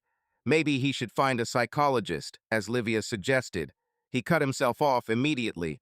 No, there was no return. By lunchtime, he decided to do something. He pulled out his laptop and started looking through listings for apartments in Austin. He was going to need his own place sooner or later. His eyes were running wild, and he didn't really have any motivation. The wound was too fresh. A little later, the phone rang. His daughter's number appeared. Silas gathered his courage and answered. "Hello, Emily." "Dad, hi," came a worried voice. "I've been calling Mom for an hour, and she's not answering. Are you with her? Is everything okay?" Silas hesitated. "Well, here it goes. We are not together now, darling." Emily tensed. "Did something happen? Did you have a fight?" The daughter's voice was worried. Silas felt a lump in his throat. She was not used to parents arguing seriously. "Yes, there was an unpleasant situation," he said as gently as possible. "My mother and I decided to live separately for now." There was silence on the other end, then a shocked response. "What? Are you breaking up? Because of what?" Silas realized that there was no way out. "Emily, darling, it's hard to explain over the phone. Let's meet, okay? I can come to you on the weekend, or you can come to us." "I'll come today," interrupted the daughter. "After my shift, I'll take a day off and come." "Dad, please tell me honestly, is it cheating?" she suddenly blurted out bluntly. Silas was taken aback and silent for a moment. His daughter, a doctor, was distinguished by her directness. "Who?" was all he asked. "I don't know, I just assumed. I don't see any other reasons," Emily said excitedly. "Just don't tell me it was you." Silas smiled bitterly. "No, dear, not me." There was silence on the other end. Emily said quietly. "So, Mom, God." Silas rubbed the bridge of his nose. "I'm sorry it happened." "Daddy, hold on," her daughter's voice trembled. "I'll be in Austin by this evening." "Okay, call me, I'll tell you where I am. And, Emily, Mom isn't in the best condition right now. If you can, check on her too." "I don't know," Emily paused. "I'm not sure I'll be able to talk to her normally after that." "I understand everything," Silas sighed. "Okay, see you later." He hung up. On the one hand, he was afraid of this conversation. On the other, a weight had been lifted from his soul. Now at least his daughter knew. The reaction was predictable: shock, anger at her mother. He would have to try to soften it later so as not to destroy their connection. Silas dialed Livia's number. He wanted to warn her about his daughter's arrival, so that she would be home and not think of doing something stupid. But Livia didn't answer. Perhaps she had taken a sedative and was asleep, or simply did not want to talk. He texted her, "Emily is leaving tonight. She will be there around 7. I think it is better for her to know the truth from us than guesses. Try to hold on." After a while, I received a short answer. "Thank you for saying so. I will." I will. What? Wait? Hold on? It's not clear, but the main thing is that she read it. Silas lowered the phone. Ahead of him was a difficult conversation with his daughter, then his son, and then a long, probably painful divorce. But all of this had consequences. He closed his eyes and saw Livia's morning look as he left, completely broken. Strangely, now in this silence he felt sorry for her. He himself had cried from pain recently, but now she, too, was undoubtedly hurting in her own way. But the pity was quickly replaced by the memory of the video. How they kissed, how she deceived him. Silas clenched his fists. No, enough. Each person is responsible for their own. He got up and decided to go to the store, buy something for dinner for himself and his daughter. He had to feed them when he arrived. Mark promised to return in the evening. Maybe he would join him too. For the first time that day, Silas felt some semblance of determination. His life might be in pieces, but he had to pick up the pieces and move on for the sake of those he cared about. Livia sat on the edge of the bed in the empty bedroom. Hours had passed since her husband had left, but she still couldn't get over it. The room seemed colorless. The noise of the city came through the open window, but she imagined it was the hum in her head.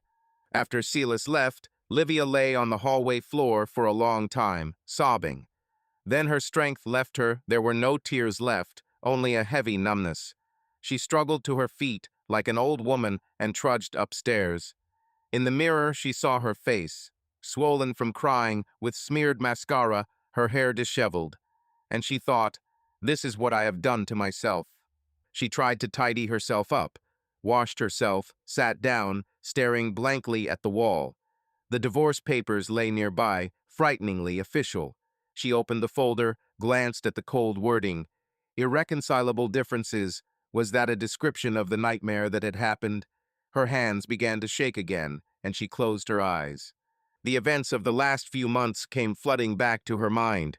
Secret meetings, the adrenaline rush from the forbidden, lying to her husband, each time a lump of shame that she suppressed with thoughts of, "Just a little more, then I'll break up." She really had been planning to break up with Tom. Someday, after the holidays, after the project, she came up with excuses. And now she's had it. Livia remembered how it all began. Tom was a new employee, charming, paying attention to her, joking, praising her. Silas was becoming more and more withdrawn at home. She thought he took her for granted. Tom made her feel young. Then there were several dinners together, frank conversations, and innocent flirtations. She stroked her ego, thinking she was in control. And then one evening, she found herself at his house with a bottle of wine. Livia groaned, covering her face with her hands. Why? Was it really worth destroying a family for a few minutes of passion? Of course not.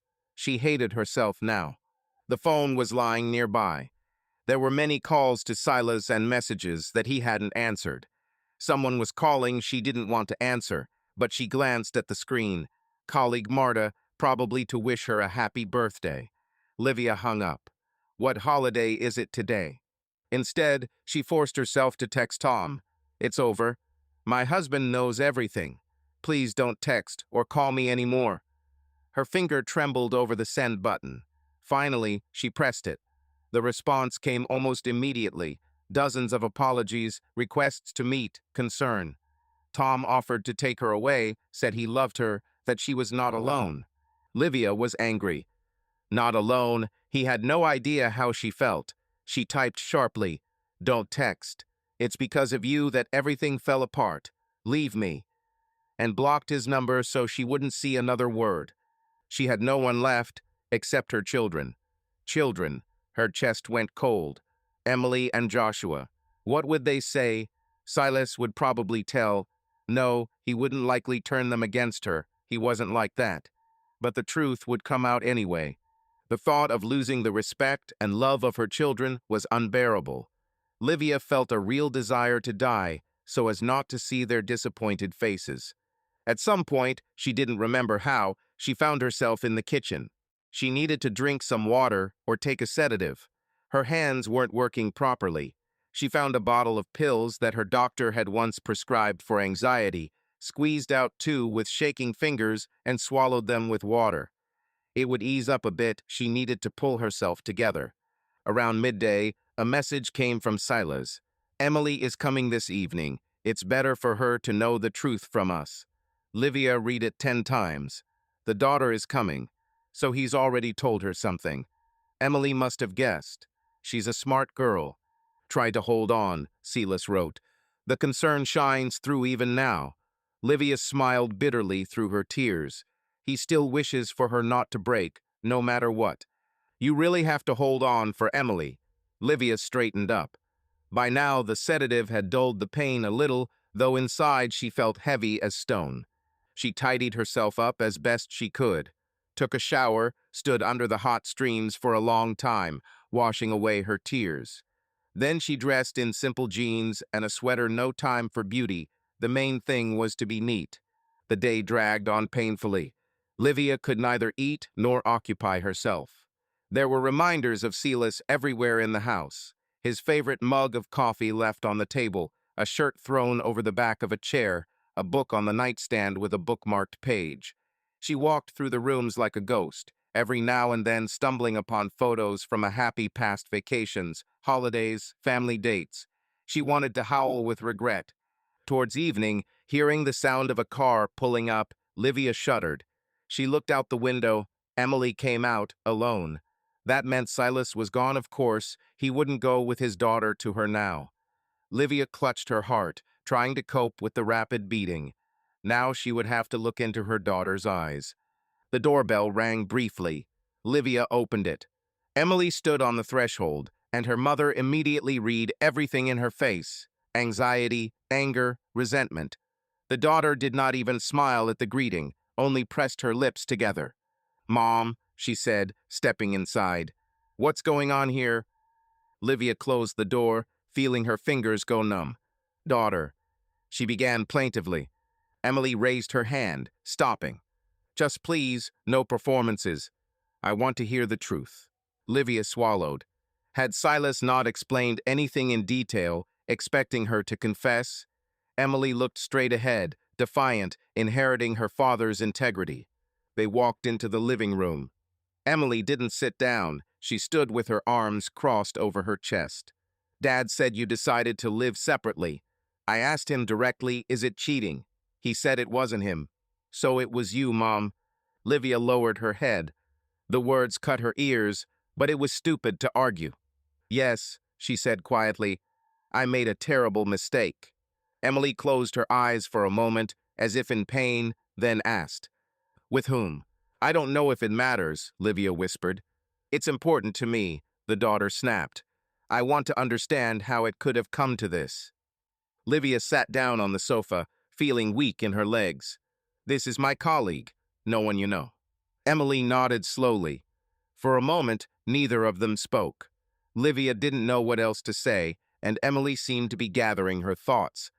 Finally, her daughter asked in a muffled voice, "How long did this go on?" Livia closed her eyes. "Several months." She heard Emily's breath go out sharply, as if she'd been hit.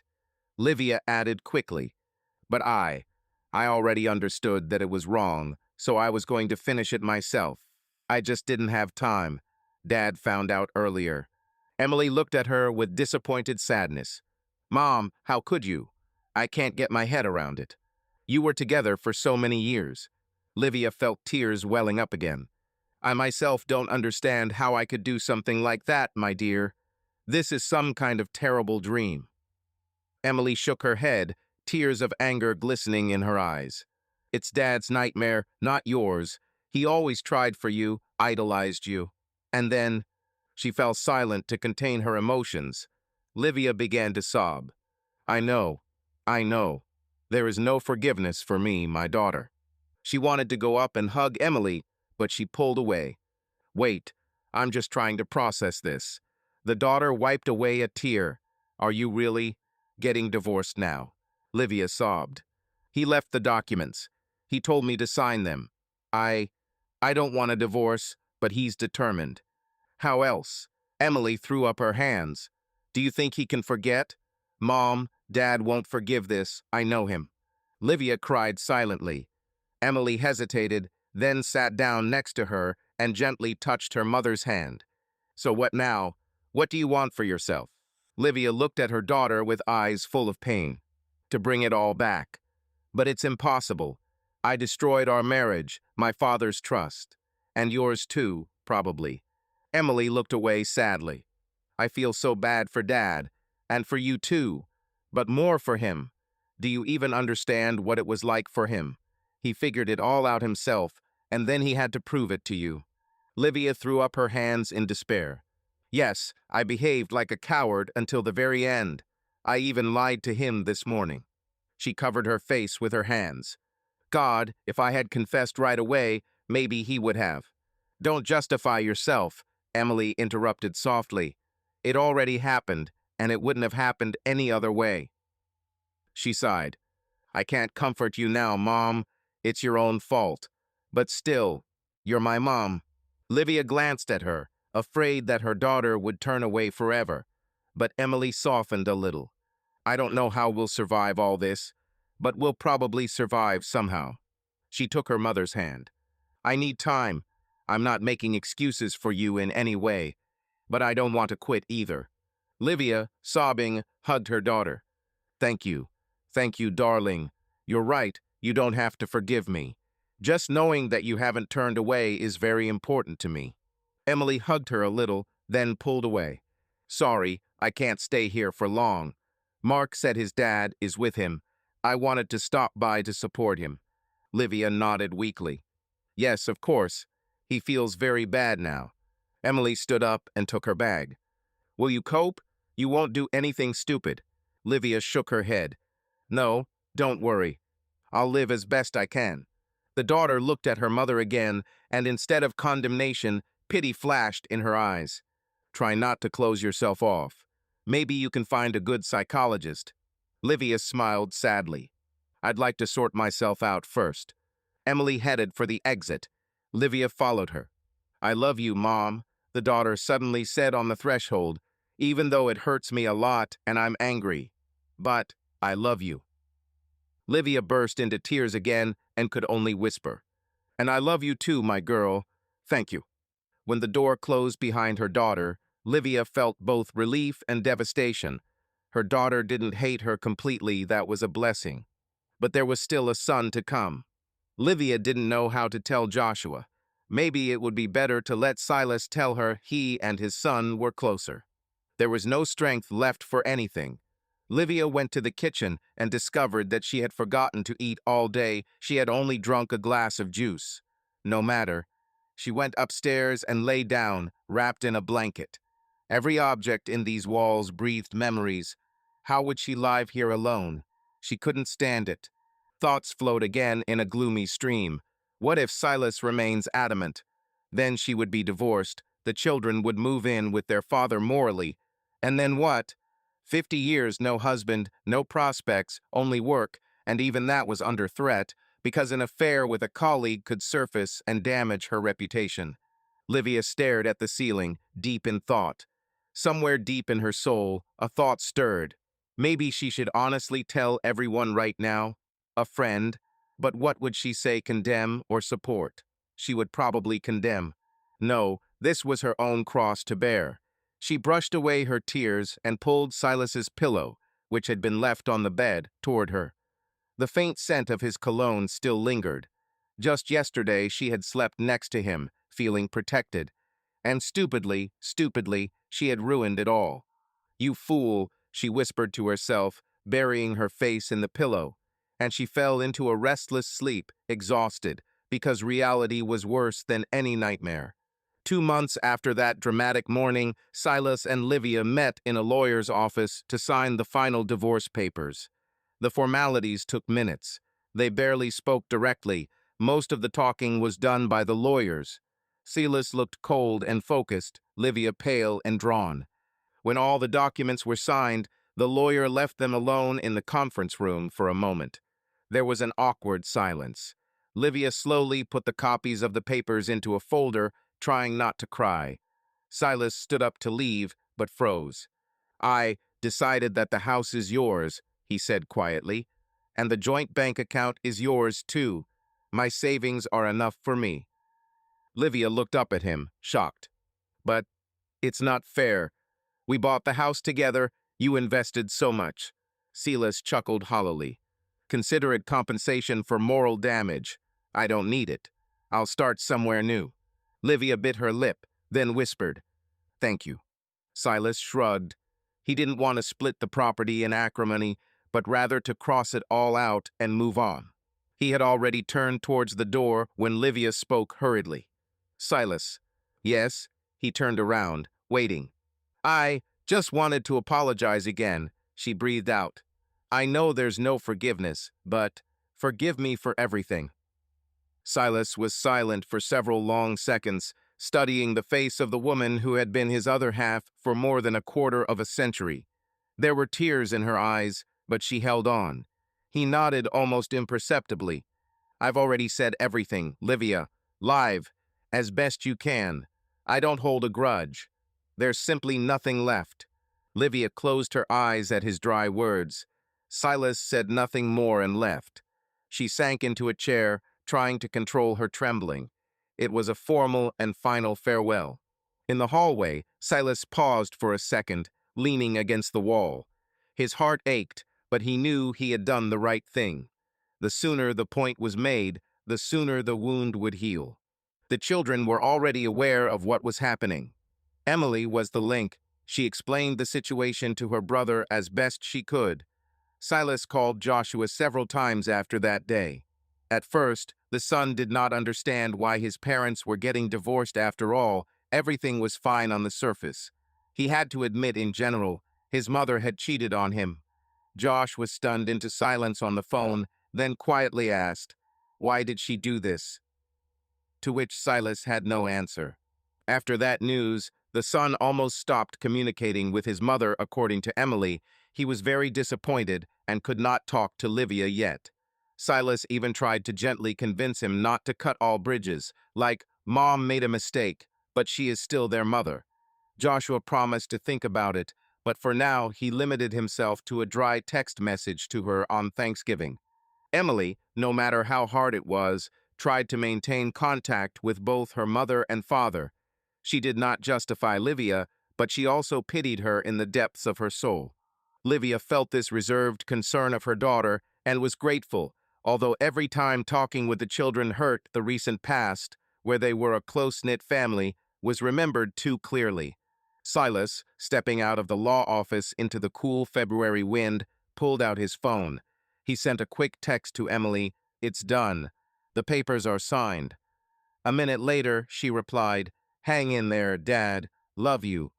He smiled faintly. His daughter had been a great comfort to him these past few weeks. He hesitated, but then he wrote to Joshua, "Son, we officially got divorced today. Love you. Take care out there." It took a while for a response to come. It was only as Silas was driving up to his office that his phone beeped. A message from Joshua. "Dad, I'm so sorry about this. I love you. Spring break is coming soon. I'll try to make it." Silas's eyes shimmered with emotion. He took a deep breath, putting his phone away. Life went on. Now in a new status, alone. That evening, he returned not to the house, but to a small furnished apartment he had rented a month earlier. There was no family history there, just a blank slate.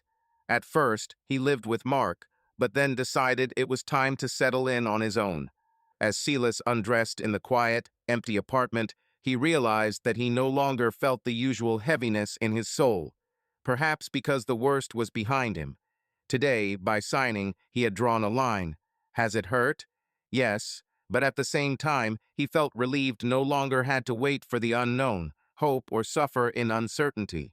Now everything was clear. He was free of lies, even if it cost him a divorce. He heated up the food he had bought on the way and ate dinner in front of the TV. The series was playing softly. He and Livia used to watch similar ones together in the evenings, discussing the plot.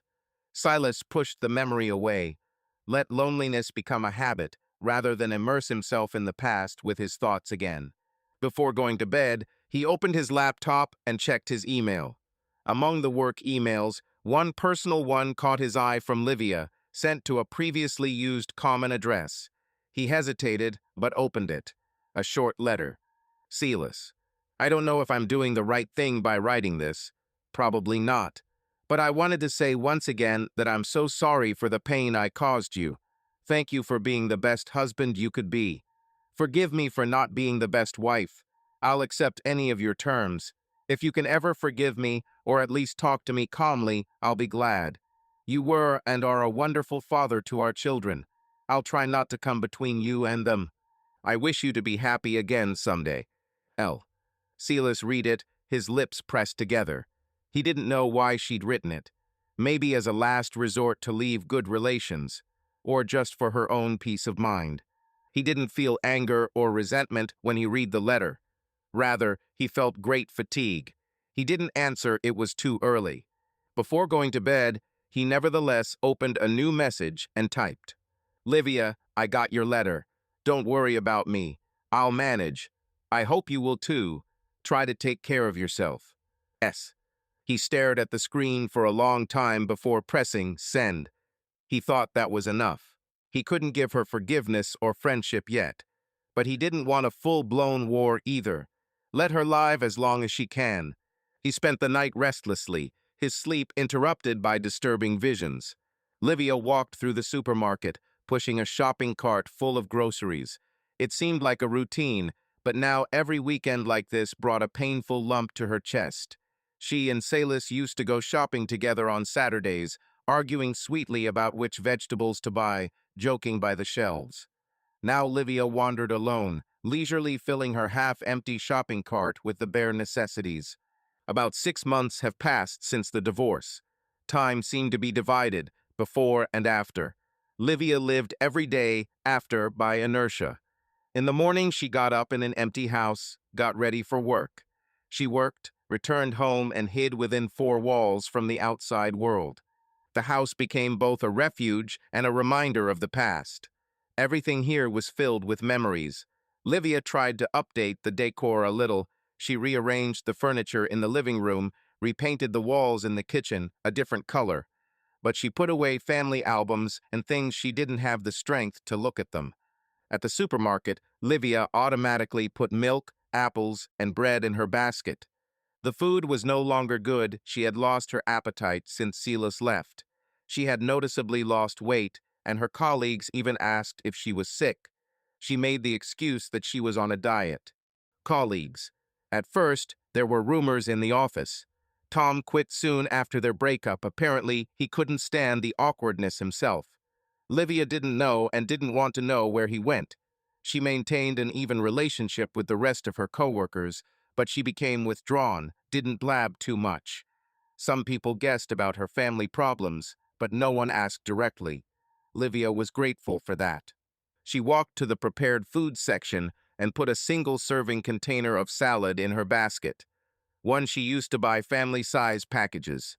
At the checkout, the cashier smiled. Should I write off my accumulative points? Livia woke up. What? Oh yeah, copy it, please. Previously, Silas always commented on such everyday trifles with a joke. Now there is only emptiness. Having paid, Livia went out to the car. The same white sedan in which she had left for Tom. This thought briefly pricked her. She sighed, putting away the bags. Not a day goes by that something does not remind her of what she had done. Silence greeted her at home. The clicking of claws was faintly audible. Livia had gotten herself a kitten a couple of months ago, on the advice of a psychologist she had started going to. A fluffy gray kitten ran out into the hallway, rubbed against her legs, greeting her. She bent down and stroked it. Hi, baby. Did you miss me? Having a living creature at home made the loneliness a little easier. Livia named the kitten Charlie. Sometimes she found herself telling him her day out loud. so that at least someone would hear her voice. After unpacking her purchases, she sat down in the kitchen with a cup of tea. The conversation with a psychologist from the previous day was spinning in her head. She had gently insisted that Livia needed to get out of the state of self-punishment. Yes, you are guilty, but if you want to live on, you need to accept this mistake and try to forgive yourself. Livia smiled bitterly. How can I forgive myself if no one has forgiven me? The doctor noted. The children communicate with you little by little. This is already a sign that they have not turned away completely. Yes, the children. Contact with Emily was more or less restored. The daughter came a couple more times, once on Silas's birthday. She and her brother organized a small celebration for him. Livia, of course, was not invited, but Emily then stopped by her mother's, brought a piece of cake, as if by accident. They drank tea in silence, understanding without words that this celebration was another injection for Livia. The son. The son came for spring break, but he lived with his father and didn't even come to her door. Livia saw him only from afar, when he met with friends in the city. Pain squeezed her heart, but she didn't dare impose herself. Later, Joshua did call briefly, dryly. Hi, I know I should come by, but I can't yet. Sorry. And he added haltingly, I love you, Mom. Livia then burst into tears into the phone, but managed to say that he didn't have to come, as long as he was happy. Communication with the children remained interrupted, although not completely broken. Livia wrote to them from time to time, How are you? Take care of yourself, love. They responded politely. Perhaps, when more time passes, the wounds will heal. As for Silas, they hadn't seen each other since that meeting at the lawyer's. They had crossed paths a couple of times, except on their joint bank account. Livia wired him money for a car she kept for herself, even though he hadn't asked for it. Silas accepted the wire, but didn't write anything. Livia tried not to disturb him unnecessarily. Only once that very letter, to which he answered briefly and neutrally. She carefully keeps his answer a couple of polite phrases, but for her they meant a lot. He is not embittered, he wants her to take care of herself. The evening came unnoticed. Livia sat on the sofa with a book she had been trying to read for a week, but her thoughts wandered. She leafed through the family album in her memory. The wedding, she and Silas young and happy. Emily's birth, he holds the baby, beaming, a family hike. Tears welled up. Again and again one question. Why? Why did she cheat on him then? Was it really impossible to turn to her husband, to tell him about her experiences? He would have understood. He would have tried. She did not give him or herself a chance. She took a wrong turn. Charlie jumped onto her lap and began to purr softly. Livia stroked the kitten, stilling the sobs. Life went on, and although her life was now like behind glass from the old one, it had to be filled somehow. After thinking about it, she took out her phone and dialed the number of a friend, an old university chum who had recently invited her to an exhibition. Livia had refused, lying about business. Now she had made up her mind. Hello, Maggie, she said, trying to sound cheerful. You kept talking about the exhibition? Yeah, I'd like to go, if the offer's still open. The friend was delighted, of course. She was worried about Livia. Of course, we'll go tomorrow, and then we'll sit somewhere and chat. Agreed, Livia answered and even tried to smile. After finishing the call, she felt a slight sense of satisfaction. It was a small step, but forward. The psychologist was right. In order not to go crazy from loneliness and self-flagellation, you need to slowly return to people. Livia cleared her empty cup from the table and went into the kitchen. Her gaze fell on the calendar on the wall. Tomorrow would be exactly 1 year since the tragedy had begun to unfold. A year ago, she had first lied to Silas about the meeting and gone to dinner with Tom. A vicious circle of memories. But now she will try to turn the vicious circle into a spiral leading upward, albeit slowly. Even if the past does not completely let go, but you can live on, albeit with scars on your heart. She turned off the light and went up to the bedroom. It was cool and empty. Livia hugged her pillow, took a deep breath, and looked at the dark ceiling. Forgive me, Silas, she whispered into the silence, as if her husband could hear. Be happy. With that, she closed her eyes, trying to picture her husband's face, no, her ex-husband's, and mentally wished him well. She did this every night, believing that it would at least make up for her guilt. Somewhere far away, a clock ticked. The night brought loneliness again, but Livia was learning to accept it. Such was the price of lies and betrayal, and she would have to pay it for the rest of her days. Silas Merrick woke up in his new apartment with the sun shining through the blinds. He squinted and stretched. The clock on the wall said it was about 8 o'clock in the morning, a rare luxury on a Saturday to be able to sleep in. Half a year had passed since the divorce. Silas gradually settled in. He rented a spacious one-room apartment not far from the office, furnished it to his taste minimalistically. At first, the silence in the mornings was oppressive, but now he began to appreciate it as peace. He stood up and headed to the kitchen to make coffee. There was a new magnet on the fridge, a souvenir from a short trip to New Mexico he'd taken a couple of weeks ago, suddenly deciding to change the scenery. Spontaneity hadn't been his thing before, but now that he didn't have to coordinate plans with anyone, he was trying new things. Silas wrapped the ground coffee in the filter and poured in water. The steady drip of the coffee maker was thought-provoking. He felt himself coming into balance.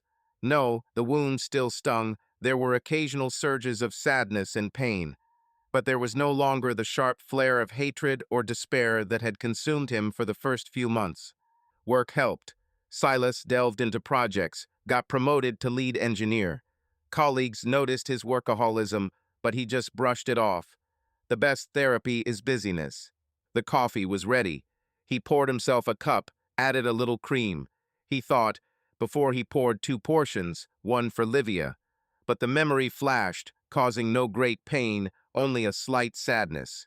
On the windowsill, a pot with a recently purchased succulent was green. Emily had given it to him as a housewarming gift. So that you have someone to live at home, Dad. He took care of the plant diligently. His daughter began to visit him often, sometimes even staying overnight to keep her father company. Silas appreciated her care, although he said that she was young and had her own life. But Emily was stubborn. I'm worried about you. It makes me feel better. The son also dropped by for a couple of days in the summer after the exam period. It was awkward at first. Joshua was used to seeing his father in a family environment, and here was a bachelor life. However, they had a great time. They went to baseball, grilled steaks on the balcony. Joshua almost never mentioned his mother. Only once did he ask, "Are you okay, Dad?" Silas hugged him. "Yes, son, I'll be fine." And it was no longer a lie. He really did feel good. Not right away and not all the time, but more and more often he found himself smiling at a joke on the radio or enjoying a cup of coffee or making plans for the weekend with interest. There were difficult moments too. Sometimes he dreamed of Livia at night, that old, loving wife. He woke up in a cold sweat, realizing that she was no longer in his life, and he couldn't fall asleep for a long time. At such moments, the notebook on the nightstand saved him. The psychologist advised him to write down his thoughts. Silas was skeptical, but he tried it, and the sheets of paper were filled with confessions of pain, anger, and longing. Each time, there were fewer of these notes, and the pages were shorter. Apparently, the mental wound was healing. Silas was honest with himself. He hadn't yet managed to let go of the past completely. Sometimes, especially when he saw elderly couples in the park or pictures of his parents who had lived together for 40 years, he felt bitter. Had his story with Livia really ended so ingloriously? Had 27 years really been wiped out? But then he reminded himself that the children were still there, the good memories they shared. It was just that their family was different now, divided. He was hardly interested in Livia's affairs. All he knew from Emily was that she lived quietly, went to a psychologist, and had a kitten. The daughter said that her mother was very depressed, but was trying to hold on. Silas understood this. Sometimes he even sympathized with her, although he was not going to return to this. The thought kept coming back to him. Will he ever find love again? At 52, starting his personal life anew was scary, and he was in no hurry. But one day, while sitting with Mark at a bar, he caught the interested gaze of a pretty woman about his age. He would have turned away before, but then he nodded politely. That was the end of it, but the fact itself meant that he had begun to notice others. Emily encouraged him to get an account on a dating app. Silas waved her off. "It's too early," she joked, "and when you retire, it will be too late." They laughed. Silas believed that if fate wanted, it would give him another meeting. And if not, well, he would learn to be alone. There was freedom in that too. He got dressed for a morning jog, a new hobby he had resumed. He had once run in his youth, but then given it up. Now he was back in it. He had taken part in a couple of local races, even won a prize in his category. These achievements, though modest, gave him confidence. Jogging through the nearby park had become a Saturday tradition. Silas stepped out of the front door and took a breath of fresh air. The day promised to be hot, but the morning was still pleasantly cool. He ran along a familiar path. Rock music played softly in his headphones. There were other enthusiasts in the park. Some waved to him, already acknowledged as one of their own. Silas thought that 6 months ago he could not have imagined that he would start his day off like this. Life is amazingly changeable. After completing the circle, he sat down on a bench to catch his breath. On the playground nearby, children were playing ball with their fathers. Silas watched them, remembering how he had kicked a ball around with Josh in this same place about 15 years ago, when his son was little. A smile touched his lips. Those were good times, and no one would take them away from him. Today's day was planned. Emily and her fiancé would arrive around midday. They were going to look at the new apartment the newlyweds had their eye on together. Silas was happy that the children were moving forward.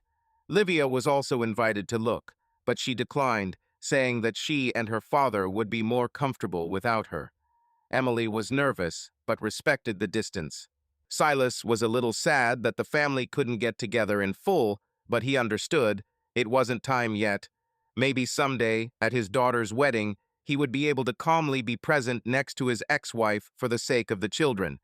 He already felt that he was too tired of being offended, and their rare correspondence was quite polite. Perhaps if Livia gets back on her feet spiritually, they will be able to communicate neutrally. Silas was not against it after all. He had lived through so much. But he was in no hurry to initiate. He stood up and headed back home, pausing for a moment. The sun was already hot. Passing a flowering jasmine bush, he inhaled the scent. The beauty of the moment suddenly struck him. Life goes on around him, beautiful and multifaceted, and he is a part of it, despite everything. When Silas returned, he took a shower and shaved. A fit man with a determined face looked at him from the mirror. Less than a year ago, he had been different, confused, broken. Now his eyes still retained a tinge of sadness, but there was also a spark of new interest in them. Later, as he was setting the table for the children's arrival, he found himself whistling a tune. His heart sank for a moment. He remembered how he had once hummed the same tune, getting ready to meet Livia home from work. Now he was setting the table for other loved ones, and that too was happiness, albeit of a different kind. Laughter and the jingle of keys came from the doorway. Emily had arrived with her fiancé. Silas hurried to greet the guests, rejoicing at the new sounds of life within his walls. In the evening, left alone, Silas sat down with his laptop to sort through old photographs. He decided to digitize the albums. Looking at the young faces of himself and Livia, he no longer felt pain, but a light sadness. Yes, their story was over, but there were happy chapters too, and this book of life continues just differently now. In one picture, he and Livia and the children are smiling near a Christmas tree about 10 years ago. Silas looked closely and said quietly into the void, "Thank you for all the good things, Livia." Having said this, he felt the last weight lift from his soul. He did not know if she would ever hear these words from him personally. Maybe not. But the important thing is that he himself had matured to them. A new day would bring new events. Silas closed his laptop and stretched out on the couch. He still had a lot of things to do. Help his daughter move, take his son on a camping trip during the holidays, finish an important project at work, and then maybe take a vacation. He was thinking about going to the ocean. He did not know what fate had in store for him, but he was ready to accept it with an open heart, but also with the caution that came with experience. Loneliness no longer frightened him, and the future did not seem empty. Silas stood up and went to the window. The evening sky above the city was shimmering with the colors of the sunset. He took a deep breath, free, alive, and despite everything, happy in his own way at this moment. Well then, he said quietly to himself, onward to a new chapter. The words dissolved in the air of the apartment. Silas smiled at the corners of his lips, closing the window. Ahead was the night and a new day, and with it a new life, which he, Silas Merrick, was going to live honestly and with dignity, appreciating every moment. A year later, the day arrived that Silas and Livia had been waiting for with trepidation, the wedding of their eldest daughter, Emily. The celebration was held at a picturesque country club near Austin. The weather was clear and warm, the perfect day for a new beginning in Emily's life. Silas, dressed in a navy suit, stood under an arch decorated with white ribbons and flowers, proudly holding his daughter bride's arm. Livia was nearby, having insisted that her father walk her down the aisle, with her mother following closely behind, as was tradition, and so they did. As the music began, Silas slowly led Emily down the red carpet. He could feel her hands shaking, the excitement of a bride. He leaned down and whispered, "Everything is fine, darling. I'm here." Emily looked at him gratefully, her eyes shining with happy tears. Behind him, out of the corner of his eye, Silas saw Livia's silhouette, walking alone, smiling at the guests with a slight sadness. She was wearing a discreet purple dress, her hair neatly done. She held herself with dignity, although her heart was probably breaking. After all, parents usually experience such moments together. The ceremony was touching. Silas, handing his daughter's hand to the groom, barely contained his emotions. Livia stood a little further away, dabbing the corners of her eyes with a handkerchief. Their eyes met for a moment. They read a common feeling, pride for their daughter and sadness that their family happiness was now overshadowed by their separation. But on this day, both kept their feelings under control for Emily. After congratulations and photos, the guests moved to the banquet hall. According to the seating plan, Silas and Livia sat at the same table on either side of the newlyweds. Emily had discussed this with each of the parents in advance, asking them not to object for her sake. Neither Silas nor Livia wanted to create a problem. They understood that this was their daughter's celebration, and they would behave politely. The table was bustling with activity. The groom's relatives, old friends, were all chatting loudly. Silas was making conversation with Emily's father-in-law, occasionally exchanging phrases with his son Joshua, who was sitting nearby. Livia was mostly silent, eating little, but smiling when spoken to. She tried to look calm, although Silas could tell from the tense set of her shoulders that she was not easy. At some point, when the newlyweds went to accept congratulations at another table, Silas remained next to only Livia. The people around him also wandered off in all directions. There was an awkward pause. For the first time in a long time, they found themselves alone. Livia turned to him. "Thank you," she said quietly. Silas raised his eyebrows slightly. "For what?" "For helping make Emily's day wonderful," Livia explained. "For sitting next to her, talking. I know it must be hard for you." Silas shrugged. "It's not easy for both of us. But it's her day, and it should be a happy one." Livia nodded. She looked down at her glass. "Emily is so beautiful. You did a good job seeing her off." "You too," he responded politely. "She's glad we're both here." Livia looked at him timidly. "Silas." "Yes." She paused a little, choosing her words. "I'm glad you look happier. I see you found yourself again." Silas sighed quietly, not in irritation, but rather in recognition. "Time heals." Livia looked down. "I'm very happy for you. You deserve to be happy." He smiled gratefully, albeit a little tensely. "Thank you." They sat in silence for a few seconds. Silas noticed a strand of gray hair on Livia's temple, a thin new line at her lips. She looked older and tired. He suddenly felt sorry for her. she would carry the weight of her mistake for the rest of her life. But he pushed the pity away. This was her path. Livia broke the silence. Silas. Yes, he looked up. It was nice to chat today. I can't even believe that we were able to do it so calmly, she admitted. Silas closed his eyes for a second. I'm also glad that everything went well. Livia looked down. Thank you for even talking to me. Silas looked at her carefully. Time has passed. I'm not angry anymore, and I appreciate that you didn't interfere with my relationship with the children. Livia smiled sadly. The last thing I want to do is harm them even more. He nodded. He had nothing more to add. At that moment, the other guests returned to the table, and their abrupt conversation naturally ceased. But something important had managed to happen.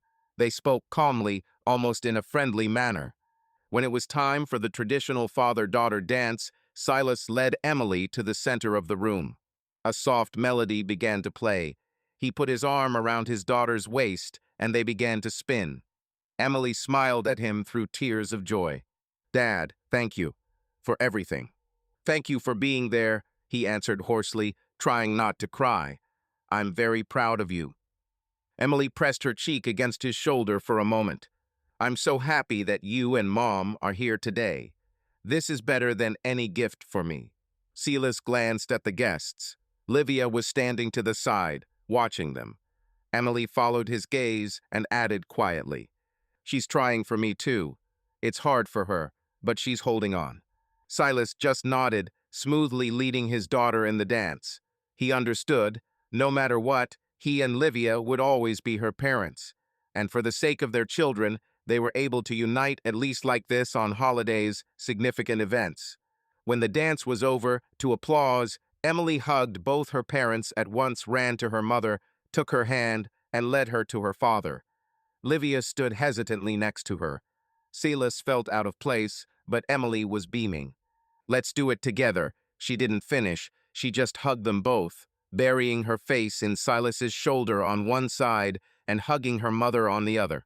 Silas met Livia's eyes over their daughter's head. They were both filled with tears, tears of sadness and gratitude for this moment of unity for the sake of their beloved child. The three of them stood like that for a few seconds. Then Emily playfully threw up her hands. Okay, stop crying. It's a wedding. Let's rejoice. Livia laughed quietly, wiping the corners of her eyes. Of course, dear. Silas nodded, smiling through the moisture in his eyes. We are happy, Amy. The evening continued cheerfully. Silas relaxed his guard a little and allowed himself a glass of whiskey with the groom's friends. Livia began to talk with old neighbors sitting at their table. The atmosphere became truly festive. When the party was over and the newlyweds had left, the guests began to leave. The sky was already covered with stars. Silas was the last to leave the hall, carrying a bouquet that Emily had given him as a keepsake. In the parking lot, he saw Livia standing alone, waiting for her car. Joshua had already left with his friends. The others had gone their separate ways. Silas hesitated for a moment, then came over. Need a ride? I have a car. Livia looked up in surprise. Oh, you have guests, you probably. I'm alone, he answered softly. It's not difficult for me. Livia thought for a second and nodded. Thank you. The drive to her house was almost silent. Livia only thanked him for the offer of a ride. Silas turned on the radio quietly and drove along a familiar route. How many times had he returned here in the evening from work? But he pushed the memories away, concentrating on the road. After passing the dark street, he parked in front of her house. Livia said quietly, Thank you again, Silas. You're welcome, he replied. She paused hesitantly. It was nice to talk to you today. I can't even believe that we were sitting next to each other calmly. Silas closed his eyes for a second. I'm also glad that everything went well. She opened the car door as she got out. She turned to him, holding on to the door. Good night. Good night, Livia, he replied. She closed the door. Her silhouette quickly disappeared behind the gate. Silas sat for another minute. It was a strange feeling he had driven his ex-wife home as if she were an old friend. without a splash of pain, without hatred, just as a nice gesture. This is probably what forgiveness looks like, he thought and sighed. Turning on the headlights, he turned around and drove home. The night was quiet and bright. His soul was also quiet. After his daughter's wedding, life returned to normal, but something changed in Silas's feelings. It really did seem like a big phase had ended not just for Emily, but for him and Livia as well. Their last strained relationship had turned into a mutual, calm acceptance. Another couple of months passed. One Sunday, Silas was unpacking boxes in his apartment. He had finally brought the last of his things from his previous home, which Livia had passed on through her son.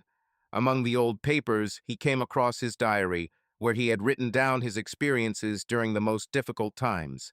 He leafed through them and realized that sharp pain remained on these pages and no longer lived inside him. He stepped out onto the balcony with a cup of coffee. The autumn wind rustled the few withered leaves on the trees along the street. Silas looked into the distance and felt at peace. He had many more years ahead of him, he hoped, filled with peace, work, time with his children, and perhaps new feelings. He'd recently been messaging a woman on a running forum, exchanging training tips. It wasn't a date, but Silas found himself waiting for her messages with mild interest. Maybe this was a step toward something more. The phone rang. On the screen was Livia's number. Silas was surprised. His ex-wife almost never called directly, usually texting about business. He answered. "Hello." "Silas, hello." Livia's voice was heard, slightly worried. "Sorry to bother you. Emily said you and Josh were going to her place in Dallas for Thanksgiving?" "Yes, we are planning to go together," he confirmed. "I see." She hesitated. "I wanted to ask. Do you mind if I come too?" "Emily doesn't seem to mind, but I decided to check with you." Silas thought for a moment. A family celebration for his daughter and both parents together again. After the wedding, it seemed less scary. "If Emily invites me, I don't mind," he answered calmly. "We managed to have a good time on her holiday. I think we'll manage this one too." On the other end of the line, Livia breathed a sigh of relief. "Thank you. I just wanted to make sure. I don't want to inconvenience anyone."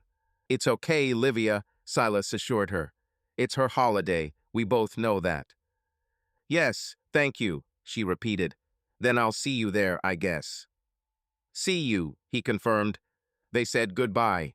Silas put the phone away, slightly surprised at how natural the conversation had sounded. Once, such a call would have been unthinkable. Now, it was simply a friendly exchange. Back in his room, he looked at an old family photograph Emily had recently sent him, scanned, of the four of them, young and happy, on a picnic. Silas looked at it and realized that he felt no sharp nostalgia or pain, only warm gratitude for those years. Each of them had their own paths now, but they would forever be connected through their children and their shared memories. Life took an unexpected turn, but it didn't end there. Silas felt light inside. He did everything he could to come out of the drama he didn't choose with dignity.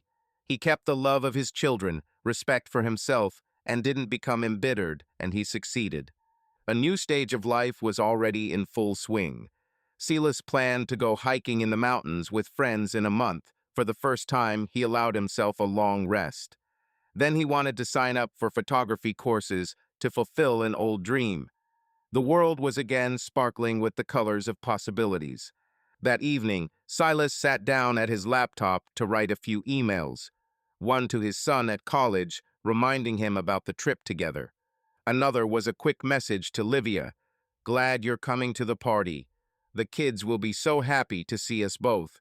Thanks for taking the plunge. See you later." He pressed send and leaned back in his chair. There was no heavy residue left in his soul, only a quiet desire to continue living honestly and openly. Outside, the lights of Austin were coming on in the evening. Silas smiled to himself. He stood up and stretched. There were still many things to do, big and small, joys and worries ahead. As he closed the curtains, he caught the reflection of his face in the glass calm, a little tired, but confident. This new chapter of his life no longer frightened him. He was going to write it himself step by step, day by day, valuing trust and sincerity above all else.